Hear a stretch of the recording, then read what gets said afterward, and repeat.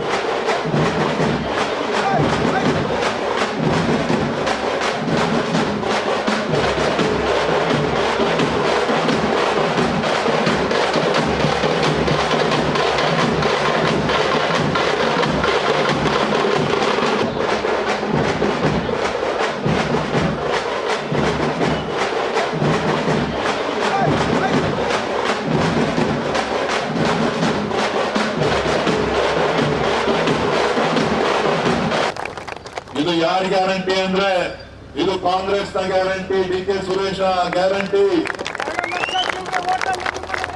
ಅಭಿವೃದ್ಧಿಯ ಗ್ಯಾರಂಟಿ.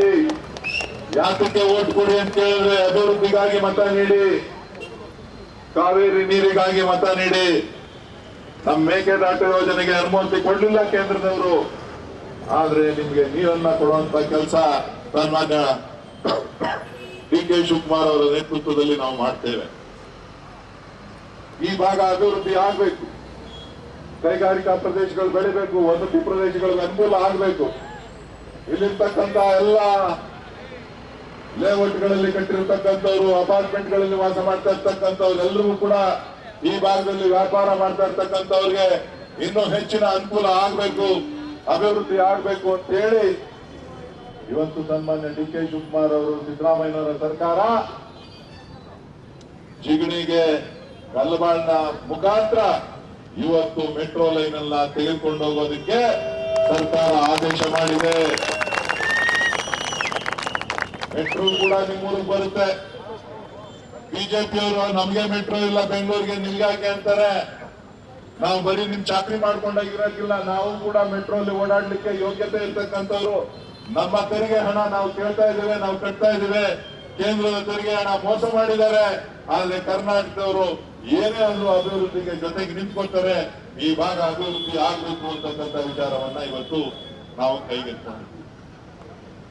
ಹೀಗೆ 10 ಹಲವು ಕಾರ್ಯಕ್ರಮಗಳನ್ನ ನಾವು ನೋಡ್ತಾ ಇದ್ದೇವೆ. ಇಲ್ಲಿ ಬರೋ ಕಸ ಕೂಡ ಬೆಂಗಳೂರಿನ ಕಸ ವಿಲೇವಾರಿ ಘಟಕಕ್ಕೆ ಹೋಗ್ಬೇಕು ಅಂತೇಳಿ ಸನ್ಮಾನ್ಯ ಡಿ.ಕೆ. ಶಿವಕುಮಾರ್ ಅವರು ತೀರ್ಮಾನ ಮಾಡಿದ್ದಾರೆ. ಅಲ್ಲಲ್ಲೇ ಕಸ ಎತ್ಕೊಂಡು ಹೋಗಿ ಆಗ್ತಾ ಇದೆ. ಆ ಕಸಕ್ಕೂ ಕೂಡ ಪರಿಹಾರವನ್ನ ಹುಡುಕಿದ್ದೇವೆ. ಮುಂದಿನ ದಿನಗಳಲ್ಲಿ ಎಲ್ಲ ಕಡೆ ಕಸನ 4 ಕಡೆ ಬೆಂಗಳೂರಿನ ಹೊರಗಡೆ 4 ಕಡೆ ಎತ್ಕೊಂಡೋಗಿ ಅದನ್ನ ಡಿಸ್ಪೋಸ್ ಮಾಡುವಂತ ಕೆಲಸ ಇವತ್ತು ನಮ್ಮ ಸರ್ಕಾರದ ಅವಧಿನಲ್ಲಿ ಆಗ್ತದೆ. ಇವತ್ತು ಏನು ನಾವು ಸರ್ಕಾರದ ಚುನಾವಣೆಯಲ್ಲಿ ಬಂದ್ವಿ, 5 ಗ್ಯಾರಂಟಿ ಕೊಡ್ತೀವಿ ಅಂದ್ವಿ. ಈ ಕ್ಷೇತ್ರದ ಜನ ನಮ್ಗೆ ಸಹಾಯ ಮಾಡಲಿಲ್ಲ, ಆದ್ರೂ ಕೂಡ ನಾವು ಗ್ಯಾರಂಟಿನ ನಿಲ್ಲಿಸಲಿಲ್ಲ. ಈ ಗ್ಯಾರಂಟಿ ಯೋಜನೆ ಬೆಂಗಳೂರು ದಕ್ಷಿಣದಲ್ಲಿ ಜಿಗಣಿನಲ್ಲೂ ಕೂಡ ಅನುಕೂಲ ಆಗಿದೆ. ಪ್ರತಿ ಮನೆಗೆ ನಾವು 5 ಗ್ಯಾರಂಟಿಗಳನ್ನ ಕೊಡ್ತಾ ಇದ್ದೀವಿ. ಹೆಣ್ಣು ಮಕ್ಕಳೆಲ್ಲರೂ ಕೂಡ ಇವತ್ತು KSRTC ಬಸ್ ನಲ್ಲಿ, BMTC ಬಸ್ ನಲ್ಲಿ ಉಚಿತ ಪ್ರಯಾಣ ಮಾಡ್ತಾ ಇದ್ದಾರೆ. ಉಚಿತ ಪ್ರಯಾಣ ಎಲ್ಲಿಂದ ಮಾಡ್ತಾರೆ? ಕೆಲವರು ದಿನನಿತ್ಯದ ಉದ್ಯೋಗಕ್ಕೋಸ್ಕರ ಓಡಾಡ್ತಾರೆ, ಕೆಲವರು ಕುಟುಂಬದ ಕಷ್ಟ ಸುಖಗಳನ್ನ ನೋಡ್ಕೊ ಬರ್ಲಿಕ್ಕೆ ಬೆಳಗಾವಿಗೆ ಹೋಗ್ತಾರೆ, ಹುಬ್ಳಿಗೆ ಹೋಗ್ತಾರೆ, ಮಂಗಳೂರಿಗೆ ಹೋಗ್ತಾರೆ, ಉಚಿತ ಪ್ರಯಾಣ. ಕೆಲವರು ಧರ್ಮಸ್ಥಳಕ್ಕೆ ತೀರ್ಥಯಾತ್ರೆಗೆ ಹೋಗ್ತಾರೆ, ಕೆಲವರು ಮಹದೇಶ್ವರನ ಬೆಟ್ಟಕ್ಕೆ ಹೋಗ್ತಾರೆ, ಕೆಲವರು ಮಂತ್ರಾಲಯಕ್ಕೆ ಹೋಗ್ತಾರೆ, ಕೆಲವರು ಯಲ್ಲಮ್ಮ ದೇವಿ ನೋಡ್ಕೊ ಬರಕ್ ಹೋಗ್ತಾರೆ. ಎಲ್ಲರೂ ಕೂಡ ಉಚಿತ ಪ್ರಯಾಣ ಮಹಿಳೆಯರಿಗೆ. ಇದು ಕಾಂಗ್ರೆಸ್ನ ಮೊದಲನೇ ಗ್ಯಾರಂಟಿ. ಬಡವರು ಹಸ್ಕೊಂಡಿರಬಾರ್ದು ಅಂತಂದು ಸಿದ್ದರಾಮಯ್ಯನವರ ಆಶಯ. ಯಾರು ಹಸ್ಕೊಂಡಿರಬಾರ್ದು. 5 ಕೆಜಿ ಅಕ್ಕಿ ಕೊಡ್ತಾ ಇದ್ವಿ, ಸಿದ್ದರಾಮಯ್ಯನವರು ಅದಾದ್ಮೇಲೆ 7 ಕೆಜಿ ಮಾಡಿದ್ರು. ಬಿಜೆಪಿ ಅವರು ಅದನ್ನ 5 ಕೆಜಿಗೆ 3 ಕೆಜಿ ಅಕ್ಕಿ, 2 ಕೆಜಿ ರಾಗಿ ಮಾಡಿದ್ರು. ಚುನಾವಣಾ ಸಂದರ್ಭದಲ್ಲಿ ನಾವು ಪ್ರಚಾರಕ್ಕೆ ಹೋದಾಗ ಎಲ್ಲ ಕೇಳಿದ್ರು, ಅಕ್ಕಿ ಜಾಸ್ತಿ ಮಾಡಿ ಅಂತ ಹೇಳಿ. ಸಿದ್ದರಾಮಯ್ಯನವರು ಇನ್ನೂ 5 ಕೆಜಿ ಅಕ್ಕಿ ಕೊಡ್ತೀವಿ. ಪ್ರತಿಯೊಬ್ಬರಿಗೂ ಕೂಡ ಇವತ್ತು 4.5 ಕೋಟಿ ಜನರಿಗೆ ಕರ್ನಾಟಕದಲ್ಲಿ 170 ರೂಪಾಯಿ ಹಣವನ್ನ ಪ್ರತಿ ತಿಂಗಳು ಕೊಡ್ತಾ ಇದ್ದೀವಿ. ಇದು ನಮ್ಮ 2ನೇ ಗ್ಯಾರಂಟಿ. 3ನೇ ಗ್ಯಾರಂಟಿ ಗೃಹ ಜ್ಯೋತಿ 200 ಯೂನಿಟ್, ಎಲ್ಲರೂ 200 ಯೂನಿಟ್ ಕರೆಂಟ್ ಕೊಡ್ತಾ ಇದ್ದೀವಿ. ಬೆಂಗಳೂರಿನಲ್ಲೇ 60 ಲಕ್ಷ ಕುಟುಂಬದವರು ಇವತ್ತು ಕರೆಂಟ್ ಅನ್ನು ಫ್ರೀ ಆಗಿ ತಗೋತಾ ಇದ್ದಾರೆ. ಅಪಾರ್ಟ್ಮೆಂಟ್ ಅಲ್ಲಿ ವಾಸ ಮಾಡೋರು ತಗೋತಾ ಇದ್ದಾರೆ, ಎಲ್ಲರೂ ತಗೊಂಡವರು ತಗೋತಾ ಇದ್ದಾರೆ, ಪೊಲೀಸರು ತಗೋತಾ ಇದ್ದಾರೆ, ಟೀಚರ್ಗಳು ತಗೋತಾ ಇದ್ದಾರೆ, ಕೆಲಸ ಮಾಡೋರು ತಗೋತಾ ಇದ್ದಾರೆ. ಎಲ್ಲರೂ 200 ಯೂನಿಟ್ ಒಳಗಡೆ ಯಾರು ಉಪಯೋಗಿಸ್ತಾ ಇದ್ದಾರೆ, ಎಲ್ಲರೂ ಕೂಡ ಇವತ್ತು 1,60,00,000 ಕುಟುಂಬಗಳು ಇವತ್ತು ಕರೆಂಟ್ ಅನ್ನ ಉಚಿತವಾಗಿ ಪಡೆದು ಇವತ್ತು ಉತ್ತಮ ವಿದ್ಯುತ್ ಅನ್ನ, ಗುಣಮಟ್ಟದ ವಿದ್ಯುತ್ ಅನ್ನ ಕೊಡ್ತಾ ಇದ್ದೇವೆ. ಮುಂದಿನ ದಿನಗಳಲ್ಲೂ ಕೂಡ ಇದನ್ನು ಮುಂದುವರಿಸಿಕೊಂಡು ಹೋಗ್ತೇವೆ. ಕೆಲವರು ಸುಳ್ಳು ಹೇಳ್ತಾರೆ, ಚುನಾವಣೆ ಆದ್ಮೇಲೆ ನಿಲ್ಲಿಸ್ಬಿಡ್ತಾರೆ. ಕಾಂಗ್ರೆಸ್ ಯಾವತ್ತೂ ಕೂಡ ಕೊಟ್ಟಿದ್ದನ್ನ ವಾಪಸ್ ತಗೊಳ್ಳೋದಿಲ್ಲ. ಕಾಂಗ್ರೆಸ್ ಎಲ್ಲ ಸಂದರ್ಭದಲ್ಲೂ ಕೂಡ ಏನ್ ಕೊಟ್ಟಿದ್ದೇವೆ ಮಾತು, ಆ ಮಾತಿನಂತೆ ನಡ್ಕೊಂಡಿದ್ದೇವೆ.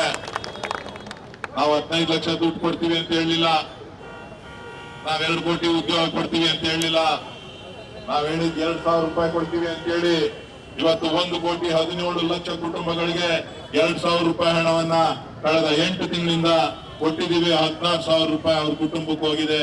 ಅವ್ರ ಜೀವನ ನಡೀತಾ ಇದೆ, ಅವ್ರ ವಿದ್ಯಾಭ್ಯಾಸ ನಡೀತಾ ಇದೆ. ಬಡವರು ಮಾತ್ರ ತಗೊಳ್ತಾ ಇದ್ದಾರೆ, ಅವ್ರ ತಂದೆ ತಾಯಿನ ನೋಡ್ಕೊತಾ ಇದ್ದಾರೆ, ಅವ್ರ ಕುಟುಂಬ ನಿರ್ವಹಣೆ ಚೆನ್ನಾಗಿ ನಡೀತಾ ಇದೆ. ಕನಿಷ್ಠ ಒಂದು ಕುಟುಂಬಕ್ಕೆ 5,000 ರೂಪಾಯಿ ಕೊಡುವಂತ ಕೆಲಸ, 5,000 ರೂಪಾಯಿನ ಅನುಕೂಲಗಳು ಸಿಗ್ತಾ ಇದೆ. ಇದು ಕಾಂಗ್ರೆಸ್ನ ಗ್ಯಾರಂಟಿ. ಈ ಗ್ಯಾರಂಟಿಯನ್ನ ಇವತ್ತು ನಾವು ಅನುಷ್ಠಾನ ಮಾಡಿದ್ದೇವೆ. ಮುಂದೆನೂ ಕೂಡ ಇನ್ನೂ ಅನೇಕ ಬದಲಾವಣೆಗಳನ್ನ ಈ ಭಾಗದಲ್ಲಿ ತರುವಂತಹ ಪ್ರಯತ್ನವನ್ನ ನಾನು ಮಾಡ್ತಾ ಇದ್ದೇನೆ. ಸದಾ ಈ ಕ್ಷೇತ್ರದ ಅಭಿವೃದ್ಧಿಗೆ, ಬಡವರ ಕಲ್ಯಾಣಕ್ಕೆ, ಯುವಕರ ಒಂದು ಆಶಾ ಕಿರಣವಾಗಿ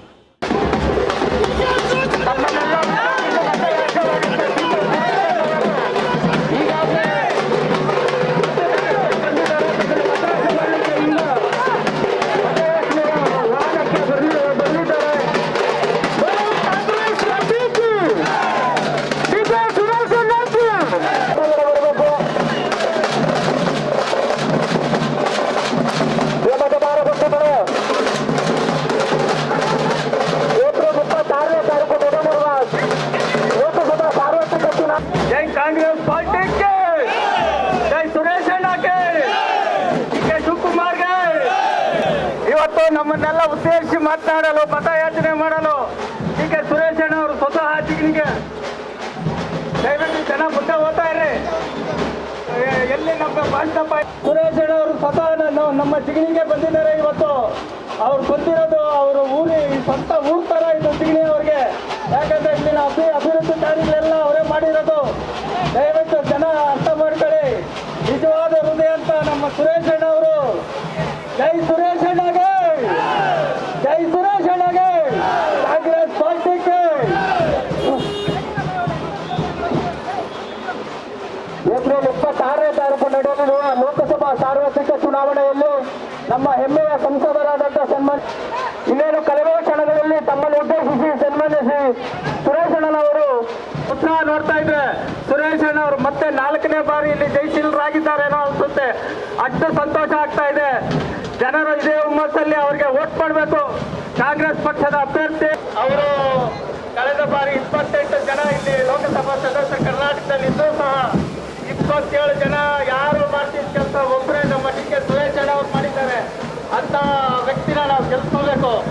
ಅವ್ರು ಗೆದ್ದು ಮತ್ತೆ ನಮ್ಮ ಸೇವೆ ಮಾಡಲು ಅವರು ನಿರಂತರವಾಗಿ ರೆಡಿ ಇದ್ದಾರೆ. ಸುರೇಶ್ ಅಣ್ಣ ಅವರಿಗೆ ಮತ ನೀಡಬೇಕು. ಪ್ರತಿಯೊಬ್ಬರು ದಯವಿಟ್ಟು ಹಸ್ತದ ಗುರುತಿಗೆ ಮತ ನೀಡಿ. ಸುರೇಶ್ ಅಣ್ಣ ಅವ್ರು ಗೆದ್ದೆ ನಮ್ಮ ಮನೆಯಲ್ಲಿ ಒಬ್ಬ ಸಂಸತ್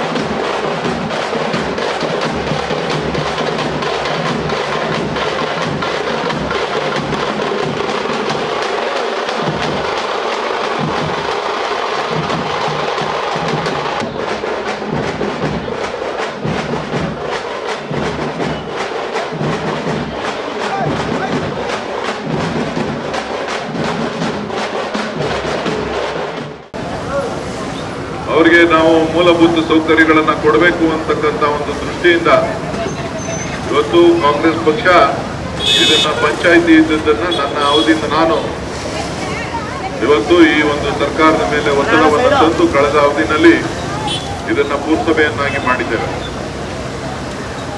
ಈ ಭಾಗದಲ್ಲಿ ಬಿಜೆಪಿ ಶಾಸಕರು ಇದ್ರೂ ಕೂಡ ಈ ಭಾಗದ ಅಭಿವೃದ್ಧಿಗೆ ಅವರು ಹೆಚ್ಚು ಗಮನವನ್ನು ಹರಿಸಲಿಲ್ಲ. ಇವತ್ತು ನಾನು ನಮ್ಮ ಸರ್ಕಾರಕ್ಕೆ ಒತ್ತಡ ತಂದು ಇಲ್ಲಿ ಕುಡಿಯೋ ನೀರಿನ ಯೋಜನೆಗೆ ಈಗಾಗಲೇ 35 ಕೋಟಿ ರೂಪಾಯಿ ಹಣವನ್ನು ಮಾಡಿದ್ದಾರೆ. ಒಳಚರಂಡಿ ವ್ಯವಸ್ಥೆಗೆ ಸುಮಾರು 142 ಕೋಟಿ ರೂಪಾಯಿ ಹಣವನ್ನು ಕೊಡುವಂತಹ ಕೆಲಸ ಕೂಡ ಮಂಜೂರಾತಿಯಾಗಿದೆ. ಅದ್ರ ಜೊತೆಗೆ ಈ ಭಾಗಕ್ಕೆ ಕಾವೇರಿ ನೀರು ಕೊಡಬೇಕು ಅಂತ ಹೇಳಿ ಹಿಂದೆ 2018ರಲ್ಲಿ ಸಿದ್ದರಾಮಯ್ಯನವರು ಮುಖ್ಯಮಂತ್ರಿ ಆಗಿದ್ದಾಗ ನಾವು ಪ್ರಯತ್ನ ಮಾಡಿದ್ವಿ. ಆದೇಶ ಆಗಿತ್ತು, ಪೈಪ್ಲೈನ್ ಹಾಕಿದ್ವಿ. ಆದ್ರೆ ಬಿಜೆಪಿಯವರು ಅದನ್ನ ತಡೆದ್ರು. ಜಿಗಣಿಗೆ ನೀರು ಕೊಡಬಾರ್ದು ಅಂತೇಳಿ, ಆನೆಕಲ್ಗೆ ನೀರು ಕೊಡಬಾರ್ದು ಅಂತೇಳಿ ಬಿಜೆಪಿಯವರು ತಡೆದ್ರು. ಇವರು ಯಾವ ಮುಖ ಇಟ್ಕ ಬಂದು ಈ ಭಾಗದಲ್ಲಿ ಓಟ್ ಕೇಳ್ತಾರೆ ಅಂತೇಳಿ ನನಗೆ ಗೊತ್ತಿಲ್ಲ. ನೀವು ಅವರನ್ನ ಧಿಕ್ಕರಿಸಬೇಕಂತ ಒಂದು ಕೆಲಸವನ್ನ ಮಾಡಬೇಕು, ಪ್ರಶ್ನೆಯನ್ನ ಮಾಡಬೇಕು. ಕಾಂಗ್ರೆಸ್ ಅವಧಿನಲ್ಲಿ ನೀರು ಮಂಜೂರಾಗಿದ್ರು ಕೂಡ ನೀವು ಯಾಕೆ ನೀರನ್ನ ಕೊಡ್ಲಿಲ್ಲ ಅಂತೇಳಿ. ಆದ್ರೆ ಅವರ ಅವಧಿ ಮುಗಿದೋಗಿದೆ. ನಾನು ನಿಮಗೆ ಭರವಸೆಯನ್ನ ಕೊಡ್ತಾ ಇದ್ದೇನೆ. ಇವತ್ತು ಡಿ ಕೆ ಶಿವಕುಮಾರ್ ಅವರು ಬೆಂಗಳೂರಿನ ಉಸ್ತುವಾರಿ ಸಚಿವರಾಗಿದ್ದಾರೆ, BWSSP ಮಂತ್ರಿ ಆಗಿದ್ದಾರೆ, ಉಪಮುಖ್ಯಮಂತ್ರಿ ಆಗಿದ್ದಾರೆ.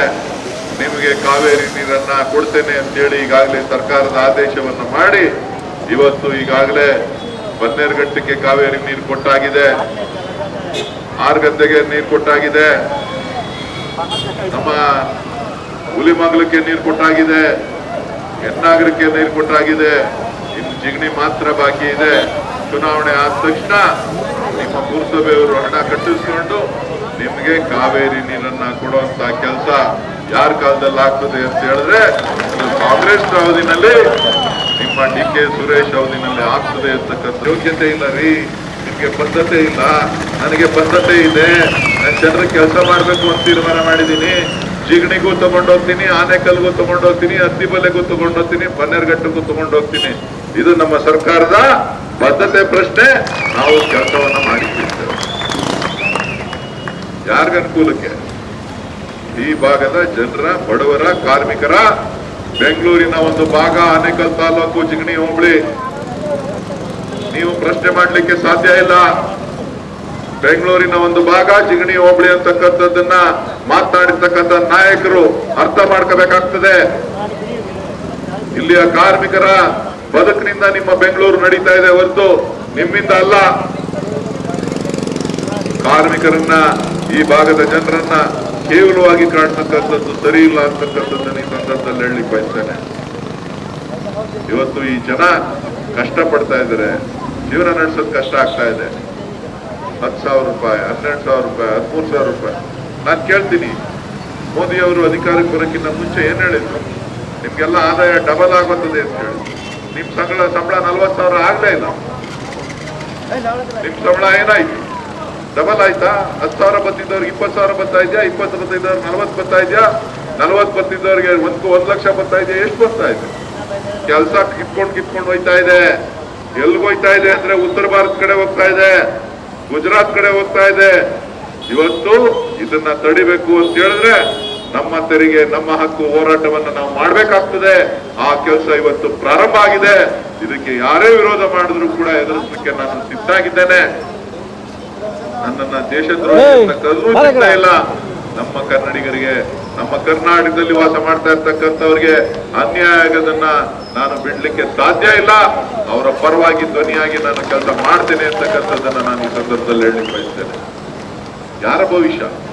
ನಮ್ಮ ಮಕ್ಕಳ ಭವಿಷ್ಯ, ನಮ್ಮ ಕನ್ನಡಿಗರ ಭವಿಷ್ಯ ಇವತ್ತು ಚೆನ್ನಾಗಿ ಆಗಬೇಕು. ನೀರಿನ ಸಮಸ್ಯೆಯನ್ನ ಬಗೆಹರಿಸಲಿಕ್ಕೆ ಕೇಂದ್ರ ಸರ್ಕಾರ ಮೇಕೆದಾಟು ಯೋಜನೆಗೆ ಅನುಮತಿ ಕೊಡ್ಲಿಲ್ಲ.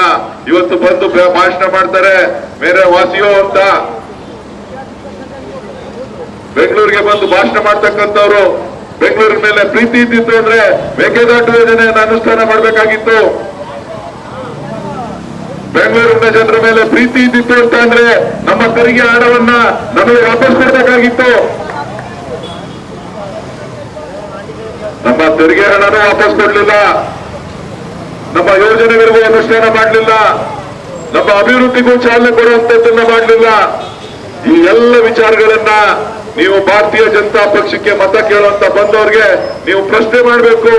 ಎಲ್ಲಪ್ಪ ಗ್ಯಾಸ್ 450 ರೂಪಾಯಿ ಕೊಡ್ತೀನಿ ಅಂತ ಹೇಳಿದ್ರೆ ಇವತ್ತು 1,000 ರೂಪಾಯಿ ಆಗಿದೆಯಲ್ಲ, ಎಲ್ಲೋಗಿ ಕೂಲಿ ಮಾಡಬೇಕು, ಎಲ್ಲೋಗಿ ಕೇಳಬೇಕು? ನಿಮ್ಗೆ ಗೊತ್ತು ಚೆನ್ನಾಗಿ, ಕೆಲಸ ಜಾಸ್ತಿ ಆಗ್ತಾ ಇದೆಯಾ, ಕೆಲಸ ಕಡಿಮೆ ಆಗ್ತಾ ಇದೆಯಾ ಅಂತ. ಉದ್ಯೋಗಗಳು ದಿನೇ ದಿನೇ ಜಿಗಣಿನಲ್ಲಿ ಕಡಿಮೆ ಆಗ್ತಾ ಇದೆ, ಉದ್ಯೋಗಗಳು ಸೃಷ್ಟಿ ಆಗ್ತಾ ಇಲ್ಲ.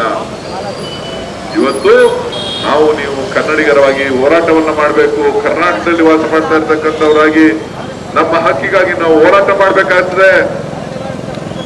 ಮೇಕೆದಾಟು ಯೋಜನೆಗಾಗಿ ಹೋರಾಟ ಮಾಡಬೇಕಾಗ್ತದೆ. ಕಾವೇರಿ ನಮ್ಮ ಹಕ್ಕು ಅಂತಕ್ಕಂಥದ್ದನ್ನು ಮಾಡಬೇಕಾಗ್ತದೆ. ಕರ್ನಾಟಕದ ಕನ್ನಡಿಗರ ತೆರಿಗೆ ಹಣ ನಮ್ಮದು ಅಂತಕ್ಕಂಥದ್ದನ್ನ ನಾವು ಕೇಳಬೇಕಾಗ್ತದೆ. ಇವತ್ತು ನಾವು 100 ರೂಪಾಯಿ ತೆರಿಗೆಯನ್ನ ಕರ್ನಾಟಕದವರು ಕಟ್ಟಿದ್ರೆ ನಮ್ಗೆ ವಾಪಸ್ ಕೊಡೋದು 13 ರೂಪಾಯಿ. ಉತ್ತರ ಪ್ರದೇಶದವರು 100 ರೂಪಾಯಿ ಕಟ್ಟಿದ್ರೆ ಅವರು 33 ರೂಪಾಯಿ ಕೊಡ್ತಾರೆ, 333 ರೂಪಾಯಿ ಕೊಡ್ತಾರೆ. ಎಷ್ಟು? 330 ರೂಪಾಯಿ, 333 ರೂಪಾಯಿ ಕೊಡ್ತಾರೆ. ಕರ್ನಾಟಕದವರು 100 ರೂಪಾಯಿ ತೆರಿಗೆ ಕಟ್ಟಿದ್ರೆ 13 ರೂಪಾಯಿ ಕೊಡ್ತಾರೆ. ಬಿಹಾರದವರು 100 ರೂಪಾಯಿ ಕಟ್ಟಿದ್ರೆ 750 ರೂಪಾಯಿ ಕೊಡ್ತಾರೆ. ಕರ್ನಾಟಕಕ್ಕೆ ಅನ್ಯಾಯ ಆಯ್ತಾ ಇಲ್ವೇನಣ್ಣ? ನೀವು ಕಟ್ಟೋ GST 13,000 ರೂಪಾಯಿ ಆದ್ರೆ ಉತ್ತರ ಪ್ರದೇಶದವ್ರು ಕಟ್ಟೋ GST 2,500 ರೂಪಾಯಿ. ಉತ್ತರ ಪ್ರದೇಶದವ್ರು ಕಟ್ಟೋ GST 2,500 ರೂಪಾಯಿ. ಕರ್ನಾಟಕದವ್ರು ಕಟ್ಟೋ GST 13,000 ರೂಪಾಯಿ ಪ್ರತಿಯೊಬ್ರು ಕಟ್ಟುವಂಥದ್ದು. ಉತ್ತರ ಪ್ರದೇಶಕ್ಕೆ 2,20,000 ಕೋಟಿ ಕೊಡ್ತೀರಿ, ಕರ್ನಾಟಕಕ್ಕೆ 50,000 ಕೋಟಿ ಕೊಡ್ತೀರಿ. ಇದು ಅನ್ಯಾಯ ಅಲ್ವೇನ್ರಿ? ಅನ್ಯಾಯನಾ ಅಲ್ವಾ? ನೀವ್ ಹೇಳ್ಬೇಕಾ ಬೇಡವಾ? ನೀವಿದ್ರ ಹೋರಾಟ ಮಾಡ್ಬೇಕಾ ಬೇಡವಾ? 4,30,30,000 ಕೋಟಿ ರೂಪಾಯಿ ತೆರಿಗೆ ಕಟ್ಟಿ 50,000 ಕೋಟಿ ರೂಪಾಯಿ ಅವರಿಂದ ನಾವ್ ಈಸ್ಕೊಡ್ತೀವಿ ಅಂದ್ರೆ ನಮ್ಮನ್ನ ಭಿಕ್ಷಕರು ಅನ್ಕೊಂಡ್ರೆ ನಾವೇನ್ರಿ ಮಾಡೋದು? ನಮಗೆ ಸ್ವಾಭಿಮಾನ ಇಲ್ವಾ? ಕನ್ನಡಿಗರು ಹೋರಾಟ ಮಾಡೋದು ಬೇಡವಾ? ಕರ್ನಾಟಕದಲ್ಲಿರ್ತಕ್ಕಂಥವ್ರು ಇವತ್ತು ಈ ಎಲ್ಲ ವಿಚಾರಗಳನ್ನ ಇಟ್ಕೊಂಡು ನಾವು ಹೋರಾಟವನ್ನ ಮಾಡ್ಬೇಕಾಗ್ತದೆ. ನಾವು 5 ಗ್ಯಾರಂಟಿ ಕೊಟ್ಬಿಟ್ರೆ ಸರ್ಕಾರ ದಿವಾಳಿ ಆಗೋತ್ತದೆ ಅಂತ ಹೇಳ್ತೀರಾ? ನೀವು ಕಳೆದ 10 ವರ್ಷಗಳಿಂದ ಮಲ್ಟಿನ್ಯಾಷನಲ್ ಕಂಪನಿಗಳಿಗೆ ಕೈಗಾರಿಕೋದ್ಯಮಿಗಳಿಗೆ, ಬಂಡವಾಳಶಾಹಿಗಳಿಗೆ 17.5 ಲಕ್ಷ ಕೋಟಿ ಸಾಲ ಮನ್ನಾ ಮಾಡಿದಿರಿ. ರೈತರಿಗೆ ಸಾಲ ಮನ್ನಾ ಮಾಡಲಿಲ್ಲ ನೀವು. ಬಡವರು ಯಾರೋ ಮನೆ ಕಟ್ಕೊಳ್ಳಕ್ಕೆ ತಗೊಂಡಿದಾರಲ್ಲ 2 ಲಕ್ಷ 5 ಲಕ್ಷ, ಆ ಸಾಲ ಮನ್ನಾ ಮಾಡಲಿಲ್ಲ ನೀವು. ಹೆಣ್ಮಕ್ಳು ಇವತ್ತು ಅವ್ರ ಜೀವನ ನಡೆಸಲಿಕ್ಕೆ 3 ಲಕ್ಷ 4 ಲಕ್ಷ ಸ್ತ್ರೀ ಶಕ್ತಿ ಗುಂಪುಗಳು ಸಾಲ ತಗೊಂಡಿದೆಯಲ್ಲ, ಅದನ್ನ ನೀವು ಮನ್ನಾ ಮಾಡಲಿಲ್ಲ. ನೀವು ಯಾರು ಸಾಲ ಮನ್ನಾ ಮಾಡಿರೋದು? ಕೈಗಾರಿಕೋದ್ಯಮಿಗಳ ಸ್ಥಾನ, ಬಂಡವಾಳಶಾಹಿಗಳ ಸ್ಥಾನವನ್ನ ಸಾಲವನ್ನ 17.5 ಲಕ್ಷ ಕೋಟಿ ಸಾಲವನ್ನು ಮಾಡಿದಿರಿ. ನಾವು ಬಡವರಿಗೆ, ಕೂಲಿ ಕಾರ್ಮಿಕರಿಗೆ, ಮಧ್ಯಮ ವರ್ಗದವರಿಗೆ 5 ಗ್ಯಾರಂಟಿಗಳನ್ನ ಕೊಟ್ರೆ ಸರ್ಕಾರ ದಿವಾಳಿ ಆಗುತ್ತದೆ ಅಂತ ಹೇಳ್ತೀರಾ? ಕಾಂಗ್ರೆಸ್ ಈ ದೇಶದಲ್ಲಿ, ಕಾಂಗ್ರೆಸ್ ಮತ್ತು ಬಿಜೆಪಿ ಇತರೆ ರಾಜ್ಯಗಳು, ವಾಜಪೇಯಿ ಅವರು ಸೇರಿದಂತೆ 67 ವರ್ಷಗಳ ಕಾಲ ಆಡಳಿತ ನಡೆಸಿದಂತಹ ಸಂದರ್ಭದಲ್ಲಿ 57 ಲಕ್ಷ ಕೋಟಿ ಸಾಲವನ್ನ ನಾವು ಮಾಡಿದ್ವಿ. ಈ ದೇಶದಲ್ಲಿ 57,000 ಕೋಟಿ ಸಾಲ ಮಾಡಿದ್ವಿ. ನರೇಂದ್ರ ಮೋದಿ ಅವರು ಬಂದ ಮೇಲೆ 110 ಲಕ್ಷ ಕೋಟಿ ಸಾಲ ಮನ್ನಾ ಮಾಡಿದ್ದಾರೆ. ಒಟ್ಟು ನಮ್ಮ ಸಾಲ 160.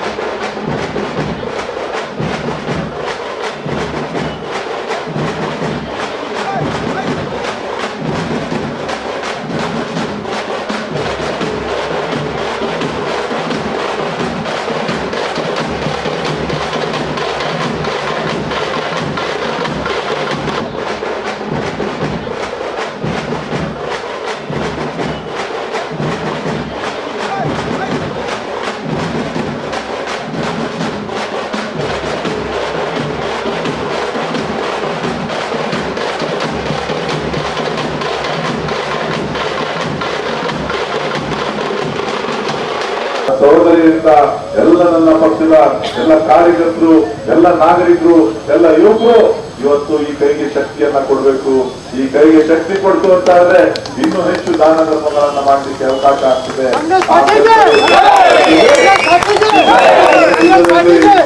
ಕುಮಾರ್ ಅವರ ನೇತೃತ್ವದಲ್ಲಿ ಕಾಂಗ್ರೆಸ್ ಪಕ್ಷ ಮಾಡ್ತಾ ಇದೆ. ನಾನು ಇನ್ನ ಅನೇಕ ವಿಚಾರಗಳನ್ನ ಮಾತಾಡೋದಿದೆ. ಇಲ್ಲಿ ಕೆಇಬಿ ಸ್ಟೇಷನ್ ಬೇಕು ಅಂತ ಕೇಳಿದ್ರು, ಒಳ್ಳೆ ಪವರ್ ಬೇಕು ಅಂತ. ಒಳ್ಳೆ ಪವರ್ ಮಾಡಿಸುತ್ತೆ. ಇನ್ನು ದೇವಸ್ಥಾನ ಮುಂದೆ ಗೊತ್ತೇ, ಬಿಜೆಪಿ ಅವರು ರೆಡಿ ಅಲ್ಲ. ನನ್ನ ಐಡಿಯಾ ಚೆನ್ನಾಗಿದೆ ನೋಡಿ.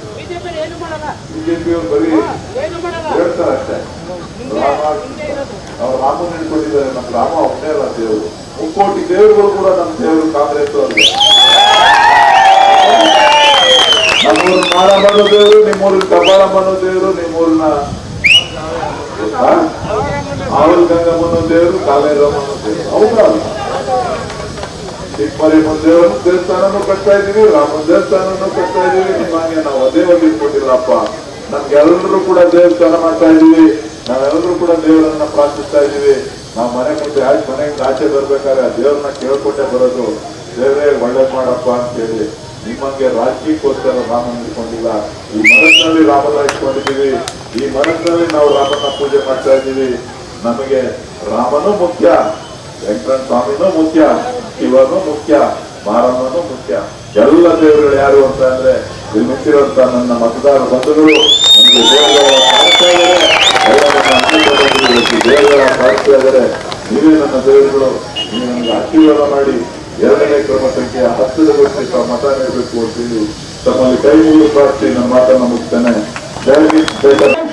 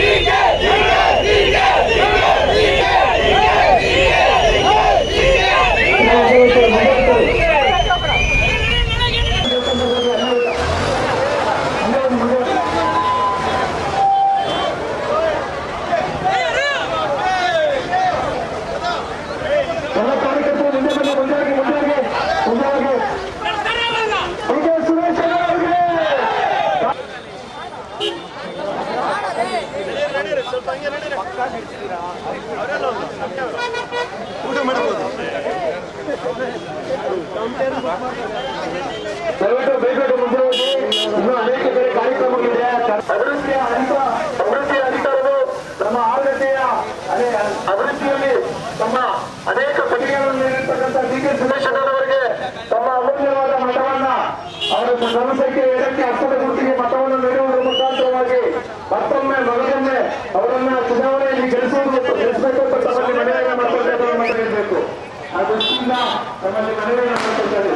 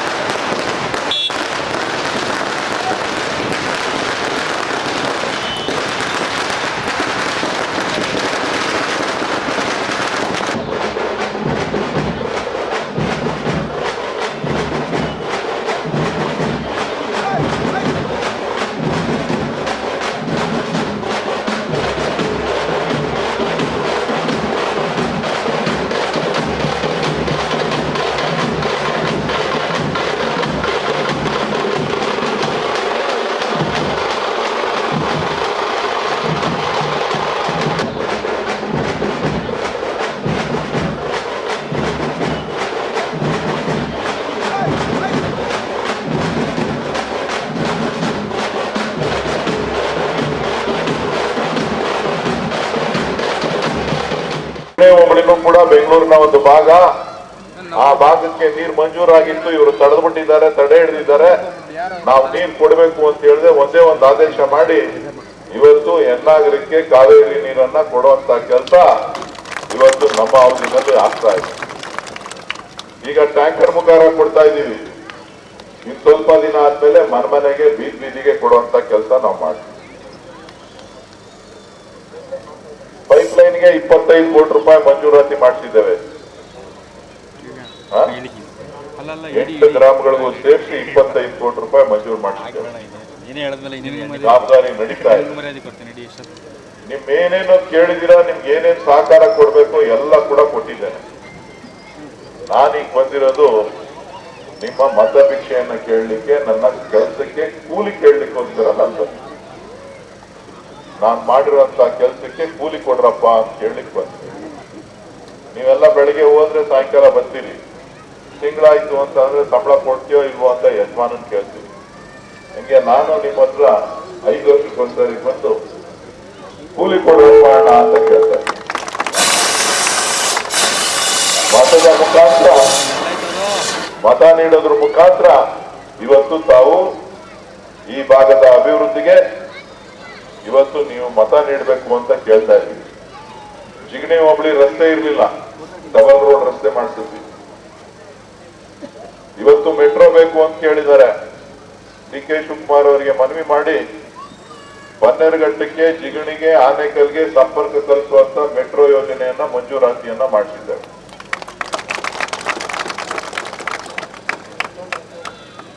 ಕಾರ್ಮಿಕರಿಗೋಸ್ಕರ BSI ಆಸ್ಪತ್ರೆ ಬೇಕು ಅಂತ ಹೇಳಿ 5 ಎಕರೆ KADB ಜಾಗದಲ್ಲಿ 200 ಬೆಡ್ ESI ಆಸ್ಪತ್ರೆಯನ್ನ ಮಂಜೂರಾತಿ ಮಾಡಿಸಿ ಟೆಂಡರ್ ಕೂಡ ಕರೆದಿದ್ದಾರೆ ಕೇಂದ್ರ ಸರ್ಕಾರದಿಂದ.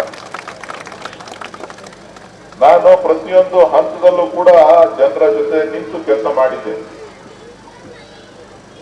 ನೀವು ಬೇರೆ ನಾನು ಬೇರೆ ಅಂತಲ್ಲ. ನೀವು ಯಾವಾಗ ಕಷ್ಟ ಅಂತ ಕೇಳಿದ್ರಿ ಕಷ್ಟದಲ್ಲಿ ಬಂದಿದ್ದೇನೆ, ಸುಖ ಅಂತ ಹೇಳಿದ್ರಿ ಸುಖದಲ್ಲಿ ಬಂದಿದ್ದೇನೆ. ನಿಮ್ಮ ಬದುಕು ಸರಿ ಮಾಡಬೇಕು ಅಂತ ಸಂದರ್ಭದಲ್ಲಿ ಪ್ರತಿಯೊಂದು ಹಂತದಲ್ಲೂ ಕೂಡ ಬಂದಿದ್ದೇನೆ. ನಾನು ನಿಮ್ಮ ಮನೆಯ ಮಗನಾಗಿ ನಾನು ನಿಮ್ಮ ಕ್ಷೇತ್ರದ ಕೆಲಸವನ್ನ, ಈ ಭಾಗದ ಅಭಿವೃದ್ಧಿಯನ್ನ ಮಾಡಿದ್ದೇನೆ. ನನಗೆ ತಾವು ಆಶೀರ್ವಾದ ಮಾಡಿ ಅಂತ ಕೇಳಲಿಕ್ಕೋಸ್ಕರ ನಾನು ಬಂದಿದ್ದೇನೆ. ಇವತ್ತು ನಮ್ಮ ಸರ್ಕಾರ 5 ಗ್ಯಾರಂಟಿಗಳನ್ನ ಚುನಾವಣೆಗೆ, ವಿಧಾನಸಭಾ ಚುನಾವಣೆಗಿನ್ನ ಘೋಷಣೆ ಮಾಡಿದ್ವಿ. 5 ಗ್ಯಾರಂಟಿನೂ ಕೂಡ ಇವತ್ತು ಅನುಷ್ಠಾನ ಮಾಡೋದಿಲ್ಲ ಅಂತ ಹೇಳಿ ಬಿಜೆಪಿಯವರು, JDS ಅವರು ಇಬ್ರು ಏನ್ ಬಾಯಿಗೆ ಬಂದಂಗೆ ಮಾತಾಡ್ತಾ ಇದ್ರು. ಈಗ 8 ತಿಂಗಳು 9 ತಿಂಗಳು ದುಡ್ಡು ನನ್ನ ತಾಯಂದಿರ ಅಕೌಂಟ್ಗೆ, ಸಹೋದರಿಯರ ಅಕೌಂಟ್ಗೆ ಬಂದಿದೆ. ಅವರೆಲ್ಲರೂ ಹೇಳ್ತಾರೆ ಖುಷಿಯಾಗಿ ನಮ್ಮ ಜೀವನಕ್ಕೆ ಅನುಕೂಲ ಆಗಿದೆ. 2,000 ರೂಪಾಯಿ ಒಂದ್ ಕಡೆ ಕೊಡ್ತಾ ಇದೀವಿ, ಅಕ್ಕಿ ಬದಲಾಗಿ ಅವರಿಗೆ ಹಣ ಕೊಡ್ತಾ ಇದೀವಿ. ಬಸ್ ನಲ್ಲಿ ಓಡಾಡಲಿಕ್ಕೆ ಅವಕಾಶ ಮಾಡಿಕೊಟ್ಟಿದ್ದೀವಿ ಫ್ರೀ ಹೆಣ್ಮಕ್ಳಿಗೆ.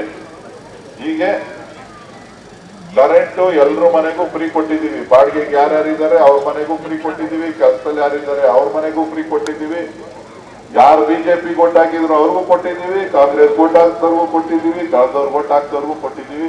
ನಾನು ನಿಮ್ಮಲ್ಲಿ ಮನವಿ ಮಾಡೋದು ಇಷ್ಟೇ, ಬಿಜೆಪಿ ಮನೆಗೆ ಹೋಗಿ ಕೇಳಿ, ಕೂಲಿ ಕೊಡ್ರಪ್ಪ ಅಣ್ಣ, 200 ಯೂನಿಟ್ ಕರೆಂಟ್ ಕೊಟ್ಟಿದ್ದೀವಯ್ಯ, 2,000 ರೂಪಾಯಿ ದುಡ್ಡು ಕೊಡ್ತಾ ಇದೀವಪ್ಪ, ಕೊಡ್ರಪ್ಪ, ಯಾಕಪ್ಪ ಬೇಜಾರು ಮಾಡ್ಕೊತೀವಿ ಅಂತ ಹೇಳಿ ಕನಿಷ್ಠ ಅವ್ನು ಲೀಡರ್ ಓಟ್ ಹಾಕ್ಲಿಲ್ಲ ಅಂತ ಅಂದ್ರೆ ಆ ಮನೆ ಕುಟುಂಬದ ಹೆಣ್ಮಕ್ಳದ್ದು ಮಕ್ಕಳದ್ದು ಬೇರೆಯವ್ರದ್ದು ಎಲ್ರಿಗೂ ಕೂಡ ಮತ ಕಳೆಯುವಂತ ಕೆಲಸ ತಾವೆಲ್ಲರೂ ಕೂಡ ಮಾಡ್ಬೇಕು.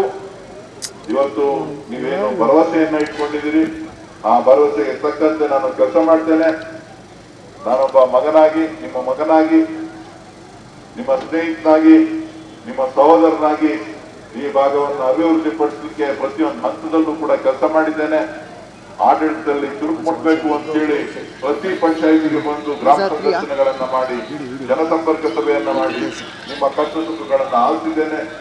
ಆಡಳಿತಾತ್ಮಕವಾಗಿ ಏನು ಬದಲಾವಣೆಯನ್ನು ತರಲಿಕ್ಕೆ ಸಾಧ್ಯ ಇದೆ ಎಲ್ಲ ಕೆಲಸಗಳನ್ನ ಮಾಡಿದ್ದೇನೆ.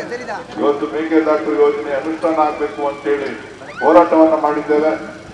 ಇವತ್ತು ನನ್ನ ತೆರಿಗೆ ನನ್ನ ಹಕ್ಕು, ನಮ್ಮ ತೆರಿಗೆಯನ್ನು ನಾವು ಕಟ್ತಾ ಇದೀವಿ, ಆ ತೆರಿಗೆಯ ಹಕ್ಕನ್ನ ಹಣವನ್ನ ನಮಗೆ ವಾಪಸ್ ಕೊಡಿ ಅಂತ ಹೇಳಿ ಇವತ್ತು ಅಭಿಯಾನವನ್ನ ನಾವು ಪ್ರಾರಂಭ ಮಾಡಿದ್ದೇವೆ. ಇವತ್ತು ನಿಮ್ಮ ಹಕ್ಕು, ನಿಮ್ಮ ತೆರಿಗೆ ಏನು ಕಟ್ತಾ ಇದ್ದೀರಿ, ಆ ತೆರಿಗೆ ಅರ್ಧದಷ್ಟು ಆದ್ರೂ ನಮ್ಮ ರಾಜ್ಯದ ಅಭಿವೃದ್ಧಿಗೆ ಬರಬೇಕಾಗ್ತದೆ. ಅದಕ್ಕೆ ನಾವು ನೀವು ಎಲ್ಲ ಎಚ್ಚೆತ್ಕೊಂಡು ಇವತ್ತು ಭಾರತೀಯ ಜನತಾ ಪಕ್ಷದವರು ಏನು ಉತ್ತರ ಭಾರತವನ್ನ ಅಭಿವೃದ್ಧಿ ಮಾಡಿಸಲಿಕ್ಕೆ ದಕ್ಷಿಣ ಭಾರತದ ಹಣವನ್ನ ಎತ್ಕೊಂಡು ಹೋಗ್ತಾ ಇದ್ದಾರೆ, ಅದನ್ನ ಕೂಗನ್ನ ನಾವು ಹಾಕ್ಲಿಲ್ಲ ಅಂತ ಅಂದ್ರೆ ಕಷ್ಟ ಆಗ್ತದೆ. ಆ ಹೋರಾಟಕ್ಕೆ ನಾವು ನೀವೆಲ್ಲ ಸಜ್ಜಾಗಬೇಕು. ನಾವು ಇವತ್ತು ನಮ್ಮ ತೆರಿಗೆ ಹಣವನ್ನ ಮತ್ತೆ ಪಡಿತಕ್ಕಂತ ಈ ಭಾಗದ ಅಭಿವೃದ್ಧಿಯನ್ನ ಮಾಡಲಿಕ್ಕೆ ಏನೆಲ್ಲ ಕಾರ್ಯಕ್ರಮಗಳನ್ನ ಮಾಡಬೇಕೋ ಅದಕ್ಕೆ ಹೋರಾಟವನ್ನ ಮಾಡಬೇಕು. ಆ ಹೋರಾಟವನ್ನ ನಾವು ನೀವೆಲ್ಲ ಮುಂದುವರ್ಸೋಣ. 26ನೇ ತಾರೀಕು ನಡೆಯುವಂತಹ ಚುನಾವಣೆಯಲ್ಲಿ ನನ್ನ ಕ್ರಮ ಸಂಖ್ಯೆ 2,000 ರೂಪಾಯಿ ಕೊಡ್ತಾ ಇದ್ದೀವಿ. 2ನೇ ಕ್ರಮ ಸಂಖ್ಯೆಯನ್ನ ಗ್ಯಾರಂಟಿಯಾಗಿ ಇಟ್ಕೊಳ್ಳಿ. ನಿಮ್ ಜೊತೆ ಇರ್ತೇವೆ. ಈ ಗ್ಯಾರಂಟಿಗಳು ನಿರಂತರವಾಗಿರ್ತದೆ. ಯಾವುದೇ ಕಿವಿ ಮಾತಿಗೆ ಬೆಲೆ ಕೊಡಕ್ ಹೋಗಬೇಡಿ. ಇವತ್ತು ಪ್ರಜಾಪ್ರಭುತ್ವದ ಉಳಿಬೇಕು, ಸಂವಿಧಾನಕ್ಕೆ ಉಳಿಬೇಕು ಅಂತಕ್ಕಂಥ ಹೋರಾಟಕ್ಕೆ ನಾವು ನೀವೆಲ್ಲ ಶಕ್ತಿ ತುಂಬೋಣ. ನಾವೆಲ್ಲ ಕಾಂಗ್ರೆಸ್ನ ಕೆಲಸಗಳೇನಿದೆ ಅದನ್ನ ಮುಂದುವರ್ಸೋಣ. ಇವತ್ತು ಈಗಾಗಲೇ ನಮ್ಮ ಕೇಂದ್ರದ ಇಂಡಿಯಾ ಒಕ್ಕೂಟ ಇವತ್ತು ಘೋಷಣೆ ಮಾಡಿದೆ, ಈ ದೇಶದಲ್ಲಿ ಇಂಡಿಯಾ ಒಕ್ಕೂಟ ಅಧಿಕಾರಕ್ಕೆ ಬಂದ್ರೆ 1 ಲಕ್ಷ ರೂಪಾಯಿ ಒಂದು ಕುಟುಂಬಕ್ಕೆ ಕೊಡ್ತೇವೆ ಅಂತ ಹೇಳಿ ಇವತ್ತು ಘೋಷಣೆಯನ್ನ ನಾವು ಮಾಡಿದ್ದೇವೆ. ನೀವೆಲ್ಲರೂ ಕೂಡ ನಮ್ಗೆ ಆಶೀರ್ವಾದ ಮಾಡಬೇಕು ಅಂತ ಹೇಳಿ ನೆರೆದಿರ್ತಕ್ಕಂಥ ಎಲ್ಲ ನನ್ನ ತಾಯಂದಿರಿಗೆ, ಎಲ್ಲ ನನ್ನ ಸಹೋದರ ಸಹೋದರಿಯರಿಗೆ, ಎಲ್ಲ ನನ್ನ ಯುವ ಮಿತ್ರರಿಗೆ ಹಗಲು ರಾತ್ರಿ ನೀವು ಕೆಲಸ ಮಾಡಬೇಕು. ಕನಿಷ್ಠ 4,000 5 ಸಾವಿರ ಓಟನ್ನ ಆರ್ ಕೆ ರಮೇಶ್ ಅವರಿಗೆ 3,000 2,000 ಏನೋ ಕೊಟ್ಟಿದ್ರು, 2,000 ಮತ ಕೊಟ್ಟಿದ್ರೆ ಹೆಚ್ಚಿಗೆ. ಈ ಬಾರಿ ಇನ್ನೂ ಹೆಚ್ಚಿನ ಮತಗಳನ್ನ ತಾವು ನೀಡಬೇಕು ಅಂತ ಹೇಳಿ ತಮ್ಮಲ್ಲಿ ಕೈ ಮುಗಿದು ಪ್ರಾರ್ಥಿಸ್ತಾ ನಮ್ಮೆಲ್ಲರಿಗೂ ಕೂಡ ಶುಭವನ್ನ ಕೋರಿ, ನಿಮ್ ಗುರ್ತು ಯಾವುದು? ನಿಮ್ ಗುರ್ತು ಯಾವುದು? ಯಾವ್ದು ತೋರಿಸಿ. 10ಕ್ಕೆ ನಿಮ್ಮ ಮತ ಈ ದೇಶಕ್ಕೆ, ಬಡವರಿಗೆ,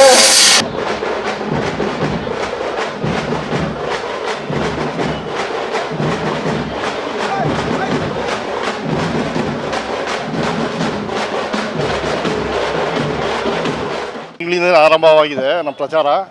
ಈಗ ಡಿ ಕೆ ಸುರೇಶ್ ಅಣ್ಣವ್ರ ಬಗ್ಗೆ ಎಲ್ಲ ಗೊತ್ತಿರೋ ವಿಚಾರನೇ. ಈಗ ಹಳೆ ಎಂ ಪಿಗಳಿದ್ರಲ್ಲ, ಲೋಕಸಭಾ ಸದಸ್ಯರು, ಯಾರೂ ಈ ಥರ ಕೆಲಸ ಮಾಡಿಲ್ಲ. ಆಮೇಲೆ ಈಗ ಪಂಚಾಯಿತಿ ಮಟ್ಟಕ್ಕೆ ಬಂದು ಯಾರೂ ಈಗ ಈ ಥರ ನಮ್ಮ ಡಿ ಕೆ ಸುರೇಶ್ ಹತ್ರ ಕೆಲಸ ಮಾಡಲಿಲ್ಲ. ನಮ್ಮ ಎಂ ಪಿ ಅವರು ಪಂಚಾಯಿತಿಯಲ್ಲಿ ಊರುಗಳ ಸಮೇತ ಗೊತ್ತು ಅವ್ರಿಗೆ. ಈಗ ಮೊದಲಿದ್ರಲ್ಲ ಎಂ ಪಿ ಅವರು, ಅವ್ರಿಗೆ ಯಾವ ಊರು ಗೊತ್ತಿತ್ತು, ಯಾವ ಪಂಚಾಯಿತಿ ಹೆಡ್ ಕ್ವಾರ್ಟರ್ ಗೊತ್ತಿತ್ತು, ಎಲ್ಲ ಪಂಚಾಯಿತಿ ಹೆಡ್ ಕ್ವಾರ್ಟರ್ ಗೊತ್ತು, ಪಂಚಾಯಿತಿಯಲ್ಲಿ ಊರುಗಳ ಹೆಸರು ಗೊತ್ತು. ಆಮೇಲೆ ಈ ಅಭಿವೃದ್ಧಿ ಕೆಲಸ ಮಾಡಿದ್ದಾರೆ. ಈ ರೋಡ್ ಇರ್ಬೋದು, ಕಾವೇರಿ ನೀರು ಇರ್ಬೋದು, ಎಲ್ಲ ತಂದುಕೊಟ್ಟಿದ್ದಾರೆ. ನಮ್ಮ ಮಂಟಪ ಪಂಚಾಯಿತಿಗೆ ಈಗ ಕಾವೇರಿ ಸಬ್ ಟ್ಯಾಂಕ್ ಆಗಬೇಕಾಗಿದೆ. ಈಗ ಸಬ್ ಟ್ಯಾಂಕ್ ಆದಷ್ಟು ಬೇಗ ಆಗ್ತಾ ಇದೆ, ಮೆಟ್ರೋ ಆಗ್ತಾ ಇದೆ. ಅದರಿಂದ ನಾವು ಅಭಿವೃದ್ಧಿಗೆ ನಾವು ಡಿ ಕೆ ಸುರೇಶನ್ಗೆ ನಾವು ಓಟ್ ಕೇಳೋಂಗೇ ಇಲ್ಲ. ಎಲ್ಲರಿಗೂ ಗೊತ್ತು ಅಭಿವೃದ್ಧಿ ಅಧಿಕಾರ ಅಂತ.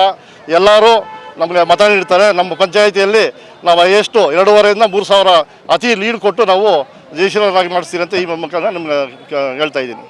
ಏನು ಇವತ್ತು ನಮ್ಮ ಡಿ ಕೆ ಸುರೇಶಣ್ಣವರು ನಮ್ಮ ಇಡೀ ಜಿಗಣಿ ಹೋಬಳಿ ಬೇಗೂರು ಹೋಬಳಿ ರ್ಯಾಲಿ ಹಮ್ಮಿಕೊಂಡಿದ್ದಾರೆ. ಎಲ್ಲ ಜನಗಳು ಜನಸಾಗರ ಥರ ಎಲ್ಲ ಸೇರ್ತಾ ಇದ್ದಾರೆ, ಅವ್ರಿಗೆಲ್ಲ ಆಶೀರ್ವಾದ ಮಾಡ್ತಾ ಇದ್ದಾರೆ. ಮತ್ತು ಎಲ್ಲರೂ ಎಲ್ಲ JDS ಮತ್ತು BJP ಪಕ್ಷದಿಂದ ಅವರೇ ವಾಲಂಟ್ರಿಯಾಗಿ ನಮ್ಮ ಸುರೇಶಣ್ಣನವರ ಕೆಲಸ ನೋಡಿ ಅವರೇ ಎಲ್ಲ ಸೇರ್ತಾ ಇದ್ದಾರೆ. ಇವತ್ತಿಲ್ಲಿ BJP ಮತ್ತು JDS ಇಂದ ಒಂದಷ್ಟು ಜನ ಸೇರ್ಪಡೆ ಆಗಿದ್ದಾರೆ ಸುರೇಶಣ್ಣವರ ಮುಖಾಂತರ. ಮತ್ತು ನಮ್ಮ ಸುರೇಶಣ್ಣವರು ಹಗಲು ರಾತ್ರಿ ಅನ್ನದೇ ಜನಗಳಿಗೋಸ್ಕರ ದುಡ್ದಿದ್ದಾರೆ. ಅವರ ಋಣ ಎಲ್ಲ ನಮ್ಮ ಮೇಲೆ ಇದೆ. ನಮ್ಮ ಎಲ್ಲ ಮುಖಂಡರು, ಕಾರ್ಯಕರ್ತರು ಎಲ್ಲರೂ ಸೇರಿ ಅವ್ರನ್ನ ಅತಿ ಹೆಚ್ಚು ಮತಗಳನ್ನು ಕೊಟ್ಟು ನಾವು ಅವ್ರನ್ನ ಜಯಶೀಲರಾಗಿ ಮಾಡ್ತೀವಿ. ಮತ್ತು ಹೋದ್ಸಲಿ ಏನು ಬಂದಿತ್ತು ಅದಕ್ಕಿಂತ ಹೆಚ್ಚಿನ ಮತಗಳು ನಮ್ಮ ಪಂಚಾಯಿತಿಯಲ್ಲಿ 2-2.5 ಸಾವಿರ ಲೀಡ್ ಕೊಡ್ತೀವಿ. ಮತ್ತು ಇಡೀ ಬೆಂಗಳೂರು ಗ್ರಾಮಾಂತರ ಲೋಕಸಭೆ ಎಲ್ಲ ಜನಗಳು ಏನು ಹೇಳ್ತಾ ಇದ್ದಾರೆ ಅಂದರೆ ಎಲ್ಲ ಒಂದು 4-5 ಲಕ್ಷ ಮತಗಳ ಹೆಚ್ಚು ಮತಗಳಿಂದ ಲೀಡಲ್ಲಿ ಅವ್ರನ್ನ ಗೆಲ್ಸ್ತೀವಿ ಅಂತ ಎಲ್ಲರೂ ಹೇಳ್ತಾ ಇದ್ದಾರೆ. ಎಲ್ಲ JDS ಮತ್ತು BJP ಪಕ್ಷದಿಂದ ಎಲ್ಲರೂ ಸೇರ್ತಾ ಇದ್ದಾರೆ, ವಾಲಂಟ್ರಿಯಾಗಿ ಸೇರ್ತಾ ಇದ್ದಾರೆ. ಮತ್ತು ಇದೇ ರೀತಿ ನಮ್ಮ ಸುರೇಶ್ ಅಣ್ಣನವರಿಗೆ ದೇವರು ಆಶೀರ್ವಾದ ಕೊಡಲಿ, ಜನಗಳ ಸೇವೆ ಮಾಡೋದಕ್ಕೆ ಶಕ್ತಿ ತುಂಬಲಿ. ಮತ್ತು ಕೇಂದ್ರದಲ್ಲಿ ಈ ಸರಿ ನಮ್ಮ ಕಾಂಗ್ರೆಸ್ ಪಕ್ಷ ಬಂದರೆ ಅವರು ಮಿನಿಸ್ಟರ್ ಆಗಲಿ ಅಂತ, ಕೇಂದ್ರ ಸರ್ಕಾರದ ಸಚಿವರಾಗಲಿ ಅಂತ ಎಲ್ಲರೂ ನಮ್ಮ ಮುಖಂಡರು, ನಮ್ಮ ಎಲ್ಲರ ಆಶಯ. ಅವ್ರಿಗೆ ದೇವರು ಆಶೀರ್ವಾದ ಮಾಡಲಿ ಅಂತ ಈ ಸಂದರ್ಭದಲ್ಲಿ ನಾನು ಕೇಳ್ಕೊತಾ ಇದ್ದೆ. Road show D K Suresh ಅವರ ಕಡೆಯಿಂದ ಮೊಟ್ಟ ಮೊದಲಿಗೆ ಪ್ರಾರಂಭಿಸಿದ್ದಾರೆ.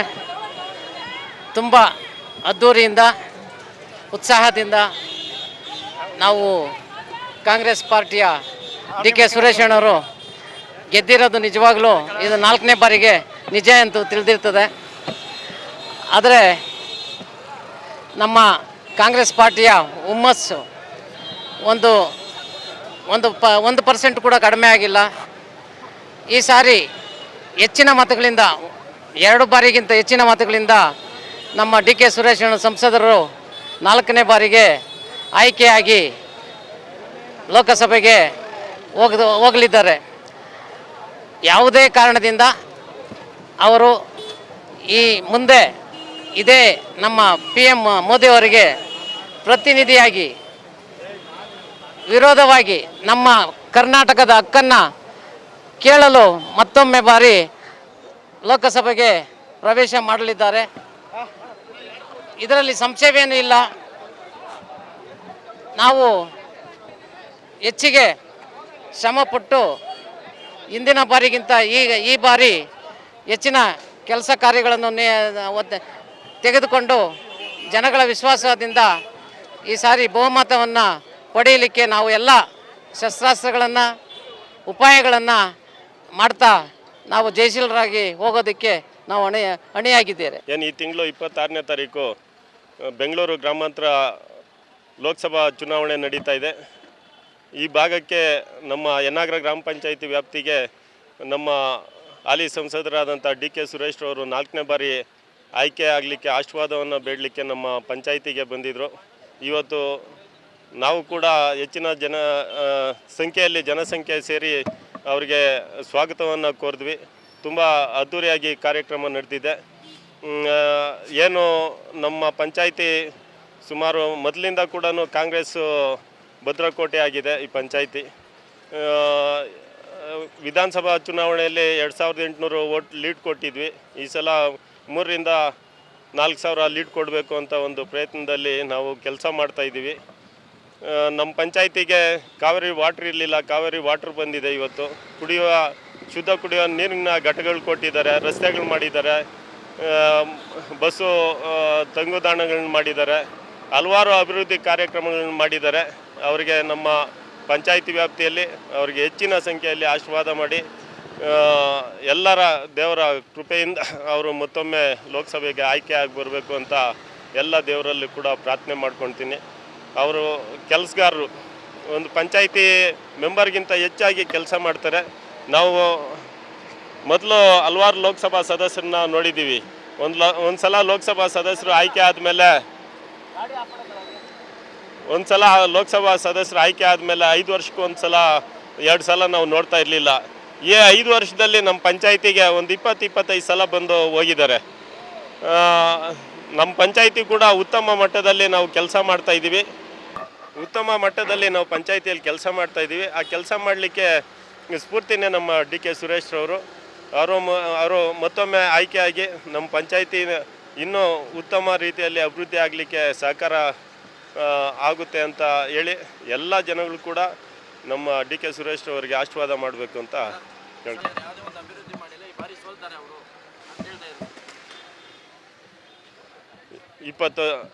15 ವರ್ಷ ML ಆಗಿ ಕೆಲಸ ಮಾಡಿದ್ದಾರೆ. ಏನು ಮಾಡಿದ್ದಾರೆ ಅಂತ ಒಂದು ಲಿಸ್ಟ್ ಕೊಟ್ಬಿಡ್ಲಿ, ಆಮೇಲೆ ಮಾತಾಡೋಣ, ಅದ್ರ ಬಗ್ಗೆ ಚರ್ಚೆ ಮಾಡೋಣ. ನಮ್ಮ ಡಿ ಕೆ ಸುರೇಶ್ ಅವ್ರು ಬರೋದು ಬೇಡ, ನಾನೇ ಬರ್ತೀನಿ ಮುಖಾಮುಖಿ ಚರ್ಚೆ ಮಾಡಲಿಕ್ಕೆ. ನನ್ನ ಜೊತೆಯಲ್ಲಿ ಕುಂತ್ಕೊಂಡು ಚರ್ಚೆ ಮಾಡಲಿ, ನೋಡೋಣ. ಮತದಾರರಿಗೆ ಕೆಲಸ ಮಾಡೋ ಅಂಥ ವ್ಯಕ್ತಿಗೆ ನೀವು ಕೈ ಹಿಡೀರಿ, ಕೈ ಹಿಡಿದ್ರೆ ನಮ್ಮ ಕೆಲಸಗಳೆಲ್ಲ ಆಗುತ್ತೆ. ನಮ್ಮ ಕಾಂಗ್ರೆಸ್ ಅಭ್ಯರ್ಥಿಯಾದ ಡಿ ಕೆ ಸುರೇಶ್ ಅಣ್ಣರವರು ಪ್ರಚಾರಕ್ಕಾಗಿ ಆರ್ಗದೆ ಗ್ರಾಮ ಪಂಚಾಯತಿಗೆ ಆಗಮಿಸಿದ್ದಾರೆ. ನಮ್ಮ ಕಾರ್ಯಕರ್ತರು ಹಾಗೂ ನಮ್ಮ ಗ್ರಾಮ ಪಂಚಾಯತಿಗೆ ಒಳಪಡುವ ಎಲ್ಲ ಮುಖಂಡರು ಎಲ್ಲರೂ ಸೇರಿ ಅವ್ರನ್ನ ಭವ್ಯವಾಗಿ ಸ್ವಾಗತ ಮಾಡಿ ಇವತ್ತು ನಮ್ಮ ಗ್ರಾಮ ಪಂಚಾಯತಿಯಲ್ಲಿ ಮತಯಾಚನೆ ಮಾಡಿದ್ದಾರೆ.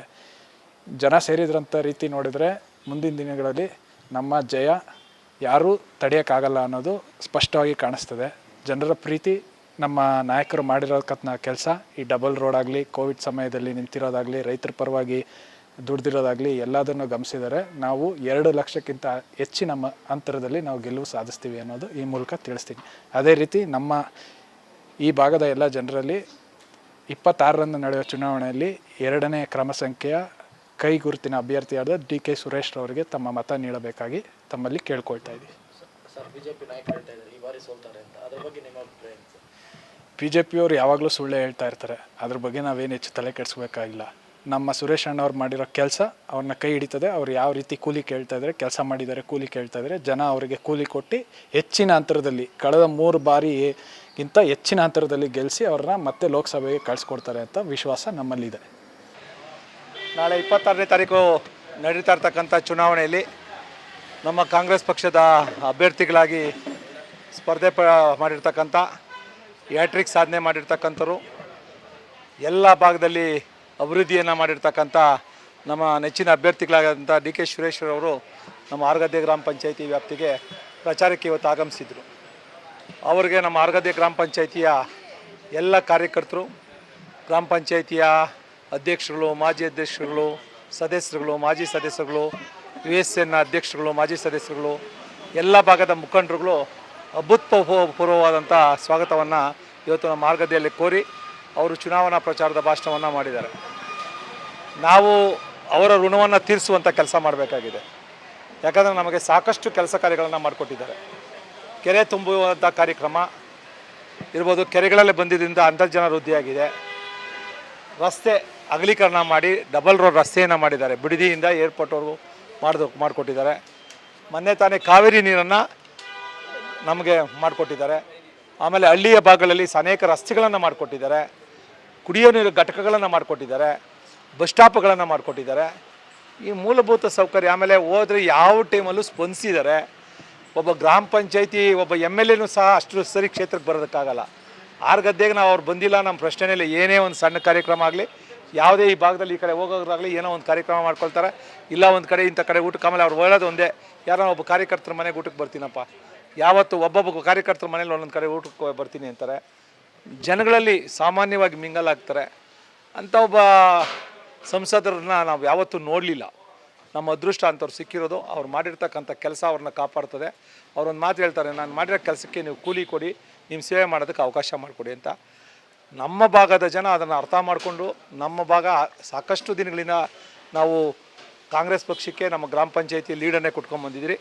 ಈ ಸರಿ ಅದಕ್ಕಿಂತ ಹೆಚ್ಚಾಗಿ ಲೀಡನ್ನು ಕೊಡಬೇಕು. ಕಾರಣ ಏನು ಅಂದರೆ ಇವತ್ತು 5 ಗ್ಯಾರಂಟಿಗಳನ್ನು ಸರ್ಕಾರ ಕೊಟ್ಟಿದೆ. ಜನ ಅದ್ರ ಬಗ್ಗೆ ಟೀಕೆ ಮಾಡ್ತಾರೆ. ಸಿದ್ದರಾಮಯ್ಯನವ್ರು ದಡ್ಡರಲ್ಲ, DK ಶಿವಕುಮಾರ್ ದಡ್ಡರಲ್ಲ, ಏನೋ ಮಕ್ಕಿ ಮಾಡಿಲ್ಲ. ಅವರು ಅನೇಕ ಎಷ್ಟು ಸರಿ ಅವರು ಬಜೆಟನ್ನು ಮಂಡನೆ ಮಾಡಿದ್ದಾರೆ, 14-15 ಸರಿ ಬಜೆಟ್ ಮಂಡನೆ ಮಾಡಿ ಆರ್ಥಿಕ ತಜ್ಞರನ್ನು ಇಟ್ಕೊಂಡು GDP ವೃದ್ಧಿ ಆಗಬೇಕಾದ್ರೆ ಬಡವರ ಕೈಗೆ ಹಣ ಹೋಗಬೇಕು, ಬಡವರು ಖರ್ಚನ್ನು ಮಾಡಬೇಕು, ಬಡವರ ಜೀವನ ಮಟ್ಟ ಸುಧಾರಣೆ ಆದರೆ ಆ GDP ಹಣ ವೃದ್ಧಿ ಆಗುತ್ತೆ ಅನ್ನೋ ದೃಷ್ಟಿಯನ್ನು ಇಟ್ಕೊಂಡು ಅದಾದ ನಂತರ ಆರ್ಥಿಕ ತಜ್ಞರು ಆ GDP ವೃದ್ಧಿ ಆಗಿರೋದಕ್ಕೆ ಅಂಕಿಅಂಶಗಳನ್ನು ಸಹ ಕೊಟ್ಟಿದ್ದಾರೆ. ಇವತ್ತು ನಮಗೆ ದುರ್ದೈವ ಏನಪ್ಪ ಅಂದರೆ 25 ಜನ ಕೊಟ್ಟಂಥ ಏನು BJPಗೆ 25 ಜನ MP ಗಳನ್ನು ಕೊಟ್ಟರು. ಇವತ್ತು ಕರ್ನಾಟಕಕ್ಕೆ ಆಗಿರ್ತಕ್ಕಂಥ ತೆರಿಗೆ ಎಷ್ಟು 1.73% ಕೊಡ್ತಾ ಇದ್ದಾರೆ. ನಾವು ನಮ್ಮ ದೇಶದಲ್ಲಿ ಅತ್ಯಂತ ಟ್ಯಾಕ್ಸ್ ಕಟ್ಟೋದ್ರಲ್ಲಿ 3ನೇ ರಾಜ್ಯ. ಮಹಾರಾಷ್ಟ್ರ, ತಮಿಳ್ನಾಡು ನಂತರ ನಾವು ಅತ್ಯಂತ ಹೆಚ್ಚಾಗಿ ರಾಷ್ಟ್ರ. ನಮ್ಮದನ್ನೆಲ್ಲ ತೊಗೊಂಡೋಗಿ ಬೇರೆ ಕಡೆಗೆ ಹಾಕ್ತಾಯಿದ್ದಾರೆ. ನಮ್ಗೆ ಕೊಡೋ ಶೇರ್ ಕೊಡ್ತಾ ಇಲ್ಲ, ಸುಳ್ಳು ಆಶ್ವಾಸನೆಗಳನ್ನು ಕೊಡ್ತಾ ಇದ್ದಾರೆ. ಇವತ್ತು ಮೊನ್ನೆ ಕೃಷ್ಣ ಬೈರೇಗೌಡರು ಅಂಕಿಅಂಶಗಳನ್ನು ಸುಮಾರು 2 ಗಂಟೆ ಏನು ಬೆಂಗಳೂರಿನ ಸಿಟಿಜನ್ ಫೋರಮ್ ಅವರು ಕರೆಸಿದ್ರು. ಯಾರ್ದು ಕರೆಕ್ಟು ಯಾರ್ದು ತಿಳ್ಕೊಳೋಣ, ಒಂದು ಡಿಬೇಟನ್ನು ಮಾಡಬೇಕು ಅಂತ ರೈತ ಸಂಘದವರು ಬುದ್ಧಿಜೀವಿಗಳು ಎಲ್ಲ ಸೇರಿ ಒಂದು ಡಿಬೇಟನ್ನು ಇಟ್ಟರು. ಕರೆದ್ರು, ನಿರ್ಮಲಾ ಸೀತಾರಾಮನ್ ಕರೆದ್ರು. ಅವ್ರ ಪರವಾಗಿ ಆದರೂ ಯಾರನ್ನ ಬಂದು ಮಾತಾಡ್ಬೋದಾಗೈತಲ್ಲ. ಅಂಕಿಅಂಶಗಳು ಮಾತಾಡಬೇಕು, ಡಾಕ್ಯುಮೆಂಟ್ಗಳು ಮಾತಾಡಬೇಕು, ಸುಮ್ಮನೆ ಸುಳ್ಳು ಆಶ್ವಾಸನೆಗಳು ಕೊಡೋದು ಅಂಥದ್ದಲ್ಲ. ಆ ಥರ ಮಾಡಿಕೊಂಡು ಹಾಗೆ ಇಲ್ಲಿ ಕುಮಾರಸ್ವಾಮಿ ಅವರು MP ಆಗಿದ್ದರು, ದೇವೇಗೌಡರು MP ಆಗಿದ್ದರು, ಇನ್ನು ಮಿಕ್ದವರು MP ಆಗಿದ್ದರು. ಯಾರು ಇವರಷ್ಟು ಕೆಲಸಗಳು ಮಾಡಿದ್ದಾರೆ, ಯಾರು ಇವರಷ್ಟು ಜನಗಳಿಗೆ ಸ್ಪಂದಿಸಿದ್ದಾರೆ, ಜನ ಅರ್ಥ ಮಾಡ್ಕೊಳ್ಬೇಕು, ಅದನ್ನು ಗಮನ ಇಟ್ಕೊಳ್ಬೇಕು. ಪಕ್ಷ ಒಂದು ಕಡೆ ಇರಲಿ, ನಮ್ಮ ಕರ್ನಾಟಕ ಆಗ್ತಕ್ಕಂಥ ಅನ್ಯಾಯನ ನಮ್ಮ ತೆರಿಗೆ ಹಕ್ಕು ನಮ್ಮ ಹಕ್ಕು ಅಂತ ಹೇಳ್ಬಿಟ್ಟು ನಮ್ಗೆ ತೆರಿಗೆಯನ್ನು ಕೇಳಿದ್ರೆ ನಾವು ಹಕ್ಕನ್ನು ನಾವು ಇದು ಮಾಡಿದ್ರೆ ಅದಕ್ಕೆ ಇವ್ರ ಮೇಲೆ ದೇಶದ್ರೋಹಿಗಳು ಅನ್ನೋ ಥರ ಮಾತಾಡ್ತಾರೆ. ನಮ್ಮ ಹಕ್ಕನ್ನು ಕೇಳಿದ್ರೆ ದೇಶದ್ರೋಹಿಗಳು. 25 ಜನ ಕುತ್ಕೊಂಡು ಏನೂ ಮಾಡಿದ್ರೆ ಅವ್ರ ಹಕ್ಕು ದ್ರೋಹಿಗಳಲ್ಲ ಅಲ್ವಾ? ಆಯಿತು, ನಾವೆಲ್ಲ ಕೆಲಸ ಮಾಡಿದ್ದೀವಿ ಅಂದರೆ ಪ್ರತಾಪ್ ಸಿಂಹನ ಯಾಕೆ ಚೇಂಜ್ ಮಾಡಿದ್ರು? ಅಲ್ಲಿಂದ ಶೋಭಾ ಕರಂದ್ಲಾಜೆ ಮಿನಿಸ್ಟರ್ ಆಗಿದ್ದನ್ನು ಯಾಕೆ ಇಲ್ಲಿ ಕರ್ಕೊಂಬಂದ್ರು? ನಾರಾಯಣ ಸ್ವಾಮಿಗೆ ಯಾಕೆ ಟಿಕೆಟ್ ಕೊಡಿಲ್ಲ ಹೇಳಿ? ಇವ್ರನ್ನ ಜಗದೀಶ್ ಶೆಟ್ಟರ್ನ ತಗೊಂಡೋಗಿ ಬೆಳಗಾವಿಗೆ ಹಾಕಿದ್ರು. ಅನಂತಕುಮಾರ್ ಹೆಗಡೆ ಹಿಂದುತ್ವ, ಈಶ್ವರಪ್ಪ ಪಾಪ ಏನು ನಮ್ಮ ಪಕ್ಷನ ಆದಷ್ಟು ಅಪ್ಕೊಂಡಿದ್ದವರೆಲ್ಲ ಅವ್ರ ಪರಿಸ್ಥಿತಿ ಏನು? ಕಟೀಲು ಪರಿಸ್ಥಿತಿ ಏನು? ಯಾಕೆ ಇವ್ರನ್ನೆಲ್ಲ ಚೇಂಜ್ ಮಾಡಿದ್ರು? ಕೆಲಸ ಮಾಡಿದ್ದೀವಿ ಅನ್ನಂಗಿದ್ರೆ ಉತ್ತರ ಯಾಕೆ ಕೊಡೋಕೆ ಬರಲಿಲ್ಲ ನಿರ್ಮಲಾ ಸೀತಾರಾಮನ್ರವರಾಗಲಿ ಅವ್ರ ಪಕ್ಷದವರಾಗಲಿ ಬರಲಿಲ್ಲ? ಇವೆಲ್ಲವನ್ನು ಗಮನಿಸ್ತಾ ಬಂದಾಗ ಎಷ್ಟು ಜನ MP ಗಳನ್ನ ಯಾಕೆ ಚೇಂಜ್ ಮಾಡಿದ್ರು? ಆಡಳಿತ ವಿರೋಧಿ ಅಲೆ ಇದೆ. ಸಿದ್ದರಾಮಯ್ಯನವರು ಅಂಕಿಅಂಶಗಳು ಸಮೇತವಾಗಿ, TK ಶಿವಕುಮಾರ್ ಅಂಕಿಅಂಶಗಳು ಸಮೇತವಾಗಿ ತೋರಿಸ್ತಾ ಇದ್ದಾರೆ. ಇದು ಜನಗಳಲ್ಲೂ ಸಹ ಈ ಸರಿ ಮೋದಿ ಅಲೆ ಇಲ್ಲ. ಅಭಿವೃದ್ಧಿ ಜನಗಳ ಪರವಾಗಿ ಯಾರು ಕೆಲಸ ಮಾಡ್ತಾರೋ ಅವರು ನೋಡ್ತಾರೆ. ಎಷ್ಟು ಸರಿ ನೋಡ್ತಾರೆ ಅಷ್ಟು ಸರಿ ನೋಡ್ತಾರೆ. ಆಮೇಲೆ ಅದಕ್ಕೇನು ಬೇಕೋ ಒಂದೇನು ಮೋದಿ ಹಿಂದುತ್ವ, ಶ್ರೀರಾಮ. ಯಾರು ನಾವೆಲ್ಲ ಏನು ಶ್ರೀರಾಮನ ವಿರೋಧಿಗಳ? ಇವತ್ತು ಮೊದಲಿಂದ ಶ್ರೀರಾಮನ ಇರಲಿಲ್ವಾ? ಶ್ರೀರಾಮನ ಇದು ಮಾಡಲಿಲ್ವಾ? ಅಯೋಧ್ಯೆಯಲ್ಲಿ ಇವತ್ತು ಎಲ್ಲರ ದೇವಸ್ಥಾನ ಉದ್ಘಾಟನೆ ಮಾಡಿದ್ರೆ ಯಾವುದೋ ನಮ್ಮೂರಲ್ಲೂ ದೇವಸ್ಥಾನ ಕಟ್ಟಿದ್ವಿ, ಪೂಜೆ ಮಾಡೋರು ಅರ್ಚಕರು, ದೇವಸ್ಥಾನ ಕಟ್ಟೋರು ಎಲ್ಲ ಊರವರು ಸೇರಿ ಮಾಡಿರ್ತೀವಿ. ಯಾಕೆ ಇದೇ ಟೈಮಲ್ಲಿ ಮಾಡಬೇಕಾಗಿತ್ತು? ಇದನ್ನ ಯಾಕೆ ರಾಜಕೀಯಕ್ಕೆ ಬಳಸ್ಕೊಬೇಕಾಗಿತ್ತು? ಶ್ರೀರಾಮನ ಯಾಕೆ ರಾಜಕೀಯಕ್ಕೆ ಬಳಸ್ಕೊತೀರಾ? ಹಿಂದುತ್ವವನ್ನು ಯಾಕೆ? ನೆನ್ನೆ ಒಂದು ಮಗು TV ಮಾತಾಡಿದೆ, ರಾಜನೀತಿ ಬೇರೆ, ಅದನ್ನು ಮಾತಾಡಿ. ಒಬ್ಬ ಏನು ಪ್ರಜಾಪ್ರಭುತ್ವದಲ್ಲಿ ಪ್ರಧಾನಿ ಆದಂಥವ್ರು ಮಾಡಬೇಕಾಗಿರ್ತಕ್ಕಂಥ ಕೆಲಸ ಜಾತಿಗಳ ಜೊತೆ ವಿಷ ಬೀಜವನ್ನು ಬಿತ್ತು ಎತ್ಕೊಟ್ಟು ಒಂದು ಏನು ಹಿಂದೂಗಳು ಹೆಚ್ಚಾಗಿದ್ದಾರೆ ಅಂದ್ಬಿಟ್ಟು ಇಲ್ಲಿ ಅಲ್ಪಸಂಖ್ಯಾತರ ಮೇಲೆ, ಕ್ರಿಶ್ಚಿಯನ್ ಕಮ್ಯುನಿಟಿ ಮೇಲೆ ಎತ್ಕೊಟ್ಟುವಂಥದ್ದು. ಅವರೆಲ್ಲ ಇಲ್ಲಿ ಮನುಷ್ಯರಲ್ವಾ? ನಾವೆಲ್ಲ ಮನುಷ್ಯರಲ್ವಾ? ಕುವೆಂಪು ಅವ್ರು ಏನು ಹೇಳಿದ್ದಾರೆ? ವಿಶ್ವಮಾನವನ್ನ ನಮಗೆಲ್ಲ ಪಾಠ ಹಿಂದಿನವರೆಲ್ಲ ಏನು ಹೇಳ್ಕೊಟ್ಕೊಂಡ್ಬಂದಿದ್ದಾರೆ? ಅಲ್ಲ ಬೇರೆ ಅಲ್ಲ, ಕ್ರಿಶ್ಚಿಯನ್ ಬೇರೆ, ಇಲ್ಲಕ್ಕೆ ಯೇಸು ಬೇರೆ ಅಲ್ಲ, ರಾಮ ಬೇರೆ ಅಲ್ಲ, ಕೃಷ್ಣ ಬೇರೆ ಅಲ್ಲ, ನಾವೆಲ್ಲ ಒಂದೇ. ಅವರ ಅನೇಕ ಹೆಸರುಗಳನ್ನ ನಾವು ಕೂಗ್ತೀವಿ, ನಾವೆಲ್ಲ ಒಂದು ಅಣ್ತಮ್ಮಂದ್ರಾಗ ಹೋಗೋಣ ಅಂತ. ಇವ್ರ ಕೆಲಸ ಏನು? ಹಿಂದುತ್ವ ಅನ್ನೋದು ಬಿತ್ತನೆ ಮಾಡಿ. ನಾವೆಲ್ಲ ಹಿಂದೂಗಳಲ್ವಾ? ಹಾಗಾದ್ರೆ ಸುರೇಶ್ವರ್ ಹಿಂದೂಗಳಲ್ಲ, ಸಿದ್ದರಾಮಯ್ಯನವ್ರು ಹಿಂದೂಗಳಲ್ವಾ, ಕಾಂಗ್ರೆಸ್ ಗೌರ್ಮೆಂಟವ್ರು ಇರೋಲ್ಲ ಹಿಂದೂಗಳಲ್ವಾ? ಆಮೇಲೆ ಇಲ್ಲಿ ಅವ್ರದ್ದೇನು ವಾಷಿಂಗ್ ಮಿಷಿನ್ನ? ಇಲ್ಲಿ ಎಷ್ಟೇ ಇವರೆಲ್ಲ ಭ್ರಷ್ಟಾಚಾರ ಅಂತ ಮೊನ್ನೆ ಪ್ರಜಾವಾಣಿಯಲ್ಲಿ 50 ಜನ ಆರ್ಟಿಕಲ್ ಕೊಟ್ಟರು. ಯಾರ್ಯಾರು ಎಷ್ಟೆಷ್ಟು ಭ್ರಷ್ಟಾಚಾರ. ಅವ್ರೋಗಿ BJPಗೆ ಸೇರ್ಕೊಂಡ ತಕ್ಷಣ ಅವರು ಏನು ಪರಿಶುದ್ಧವಾಗಿ ಬಂದುಬಿಡ್ತಾರಾ? ಗಲೀಜು ಬಟ್ಟೆ ಪರಿಶುದ್ಧವಾಗಿ ಹಾಕ್ಬಿಡ್ತಾರಾ? ಅವ್ರದ್ದೆಲ್ಲ ಇಡಿಗಳಲ್ಲಿ. ಕೇಜ್ರಿವಾಲ್ ನೀವಾಗ ಯಾಕೆ ಬಂಧನೆ ಮಾಡಬೇಕಾಗಿತ್ತು? ಈಗಲೇ ಯಾಕೆ ಬಂಧನೆ ಮಾಡಬೇಕಾಗಿತ್ತು? ಇವೆಲ್ಲವನ್ನು ಮಾಡಿದಾಗ ಯಾರು ದ್ವೇಷ ರಾಜಕಾರಣವನ್ನು ಮಾಡ್ತಾ ಇದ್ದಾರೆ, ಯಾರು ಇವತ್ತು ಅಸ್ಥಿರತೆಯನ್ನು ಇದು ಮಾಡ್ತಾ ಇದ್ದಾರೆ, ಓಟ್ಗೋಸ್ಕರವಾಗಿ ಯಾವ ಕೆಲಸಗಳು ಮಾಡ್ತಾ ಇದ್ದಾರೆ ಅಂತ ಜನ ಅರ್ಥ ಮಾಡ್ಕೊಳ್ತಾರೆ. ನಮ್ಮ ಜನ ಭಾಳ ಸೂಕ್ಷ್ಮವಾದಂಥ ಜನ. ಅದನ್ನು ಅಭಿವೃದ್ಧಿಗೆ ಪರವಾಗಿ, ಬಡವರ ಪರವಾಗಿ, ಎಲ್ಲ ಜಾತಿ ವರ್ಗದವ್ರನ್ನ ಒಂದಾಗಿ ತಗೊಂಡೋಗ್ತಕ್ಕಂಥ ಪಕ್ಷ ಕಾಂಗ್ರೆಸ್ ಪಕ್ಷ ಅನ್ನೋದನ್ನು ಅರ್ಥಕೊಂಡು ಅನೇಕ ಹಿನ್ನಡೆಗಳನ್ನು ಕಾಂಗ್ರೆಸ್ ಪಕ್ಷ ಕಂಡಿದೆ. ಅನೇಕ ಹಿನ್ನಡೆಗಳನ್ನು. ಆದರೆ ಮತ್ತೆ ಚಿಗುರು ಬಂದಿದೆ. ಈ ಸರಿಯಿಂದ ಪ್ರಾರಂಭ ಆಗ್ತದೆ. ಈ ಸರಿ ಇಲ್ದಿದ್ರು ಮುಂದಿನ ಸರಿ ಆದರೂ ನಾವು ಖಂಡಿತವಾಗ್ಲೂ ಅಧಿಕಾರಕ್ಕೆ ಬಂದೇ ಬರ್ತೀವಿ ಕೇಂದ್ರದಲ್ಲಿ ಅಂತ ಈ ಸಂದರ್ಭದಲ್ಲಿ ಹೇಳಿ, ಅದರಲ್ಲೂ DK ಸುರೇಶ್ 100% ಗೆಲ್ತಾರೆ ಅಂತ ಈ ಸಂದರ್ಭದಲ್ಲಿ ನಮ್ಮ ಆರ್ಗದ್ದೆ ಗ್ರಾಮ ಪಂಚಾಯಿತಿಯಲ್ಲಿ ಎಲ್ಲ ಕಾರ್ಯಕರ್ತರು ನಮ್ಮಲ್ಲಿ ಎಲ್ಲ ಒಗ್ಗಟ್ಟಾಗಿ ಅವ್ರಿಗೆ ಅತಿ ಹೆಚ್ಚಿನ ಮತಗಳನ್ನು ಕೊಡಿಸ್ತೀವಿ ಅಂತ ಈ ಸಂದರ್ಭದಲ್ಲಿ ಹೇಳಿ, ಇವತ್ತು ಬೆಂಗಳೂರು ಗ್ರಾಮಾಂತರ ಲೋಕಸಭಾ ಕ್ಷೇತ್ರದ ಲೋಕಸಭಾ ಅಭ್ಯರ್ಥಿಯಾಗಿ ಮತ್ತೊಮ್ಮೆ ನಮ್ಮ ಹೆಮ್ಮೆಯ ಸಂಸದರು DK ಸುರೇಶ್ ಅವರು ಸ್ಪರ್ಧೆ ಮಾಡಿದ್ದಾರೆ. ಖಂಡಿತವಾಗಲೂ ಅವರು ಗೆಲ್ತಾರೆ ಅನ್ನೋ ನಿರೀಕ್ಷೆಯಲ್ಲಿ ಎಲ್ಲ ಒಂದು ಹುಮ್ಮಸ್ಸಲ್ಲಿ ಕಾಂಗ್ರೆಸ್ ಕಾರ್ಯಕರ್ತರು ಈ ದಿನ ಇದ್ದಾರೆ. ಕಾರಣ ಈ ಭಾಗದಲ್ಲಿ ಎರಡು ಕಣ್ಣು ಕಟ್ಟುವಂಥ ಕೆಲಸ ಯಾವುದೂ ಇಲ್ಲ. ತಾವೆಲ್ಲ ಗಮನಿಸ್ಬೋದು, ಒಂದು ಚತುಷ್ಪಥ ಮುಖ್ಯ ರಸ್ತೆ ಇರ್ಬೋದು, ಒಂದು ಕಾವೇರಿ ನೀರು ಈಗಾಗಲೇ ಬಂದು ಹಾರ್ಗದ್ದೆ ಟ್ಯಾಂಕಲ್ಲೂ ಸಹ ಸ್ಟೋರೇಜ್ ಮಾಡಲಾಗಿದೆ. ಅದೇ ರೀತಿಯಾಗಿ ಹಾರ್ಗದ್ದೆ ಕೆರೆ ಇರ್ಬೋದು, ಸುತ್ತಮುತ್ತ ಇರತಕ್ಕಂಥ ಏತ ನೀರಾವರಿ ಯೋಜನೆಯಲ್ಲಿ ದಕ್ಷಿಣ ಪಿನಾಕಿನಿ KC ವ್ಯಾಲಿ ನೀರನ್ನು ತರುವಲ್ಲಿ ಯಶಸ್ವಿಯಾದಂಥವರು. ಇಡೀ ದೇಶದಲ್ಲಿ ಪ್ರಪ್ರಥಮ ಬಾರಿಗೆ ಒಂದು ಶುದ್ಧ ಕುಡಿಯುವ ನೀರಿನ ಘಟಕಗಳನ್ನು ಸ್ಥಾಪನೆ ಮಾಡಿದಂತಹ ಕೀರ್ತಿ ನಮ್ಮ ಹೆಮ್ಮೆ DK ಸುರೇಶ್ ಅಣ್ಣವರಿಗೆ ಸಲ್ಲುತ್ತದೆ. ಹಾಗಾಗಿ ಮತ್ತೊಮ್ಮೆ ಮಗದೊಮ್ಮೆ DK ಸುರೇಶ್ ಅಣ್ಣ ಗೆಲ್ತಾರೆ ಅನ್ನೋ ನಿರೀಕ್ಷೆ ಹುಮ್ಮಸ್ಸಲ್ಲಿ ಎಲ್ಲ ಯುವಕರು ಸೇರಿದಂತೆ ಮಹಿಳೆಯರು ಅತಿ ಹೆಚ್ಚಿನ ಸಂಖ್ಯೆಯಲ್ಲಿ ಆಗಮಿಸಿ ಇವತ್ತು ಆಶೀರ್ವಾದ ಮಾಡಿ ಇವತ್ತಿನ ದಿನ ಅವರಿಗೆ ಬೆಂಬಲವನ್ನು ವ್ಯಕ್ತಪಡಿಸ್ತಾ ಇದ್ದಾರೆ. ಈ ನಿರೀಕ್ಷೆಯಿಂದ ಗೆದ್ದೇ ಗೆಲ್ತೀವಿ ಅಂತ. ಸಂಸದರಾದ DK ಸುರೇಶ್ ಅಣ್ಣವರು ನಮ್ಮ ಜಿಗಣಿ ಪುರಸಭೆ ವ್ಯಾಪ್ತಿಗೆ ಇವತ್ತು ಮತಯಾಚನೆ ಮಾಡಕ್ಕೆ ಬಂದಿದ್ದರು. ಅವ್ರು ಇವತ್ತು ಏನು ಹೇಳ್ತಾ ಇದ್ದಾರೆ ಅಂದರೆ ಮೇಕೆದಾಟು ಯೋಜನೆಯನ್ನು ಅನುಷ್ಠಾನ ಮಾಡಬೇಕಿತ್ತು ಕೇಂದ್ರ ಸರ್ಕಾರ, ಅದನ್ನು ಮಾಡಲಿಲ್ಲ. ಮತ್ತು GST ನಮಗೆ ಕರ್ನಾಟಕಕ್ಕೆ ತೊಂದರೆ ಆಗ್ತಾಯಿದೆ. ಆ GST ಇವತ್ತು ಮತಯಾಚನೆ ಮಾಡಬೇಕಾದ್ರೆ ಎಲ್ಲ ಮತದಾರರಿಗೂ ಹೇಳಿದ್ದಾರೆ GSTಯಿಂದ ನಮಗೆ ಕರ್ನಾಟಕಕ್ಕೆ ಭಾಳ ತೊಂದರೆ ಆಗ್ತಾಯಿದೆ ಅಂತ. ಅದನ್ನು ಖಂಡಿತ ನಾವು ಖಂಡಿಸ್ತೀವಿ. ಮತ್ತು ಈಗ 4ನೇ ಬಾರಿ ಚುನಾವಣೆಗೆ ನಿಂತಿದ್ದಾರೆ. ಅವರು ಗೆಲ್ಲುವುದಂತೂ ಖಂಡಿತ ಗೆದ್ದೇ ಗೆಲ್ತಾರೆ. ಅವರು ಸಂಸದಲ್ಲಿ ಕುತ್ಕೊಂಡು ಮೇಕೆದಾಟು ಯೋಜನೆದು ಮತ್ತು GSTದು ಇದೆಲ್ಲನೂ ಅಲ್ಲಿ ಯಾರೇ ಪ್ರೈಮ್ ಮಿನಿಸ್ಟರ್ ಆದ್ರೂ ಅವ್ರ ಮುಂದೆ ಇವರು ಮಾತನಾಡ್ತಾರೆ ಅಂತ ನಾನು 2 ಮಾತು ಮಾತಾಡ್ತೀನಿ.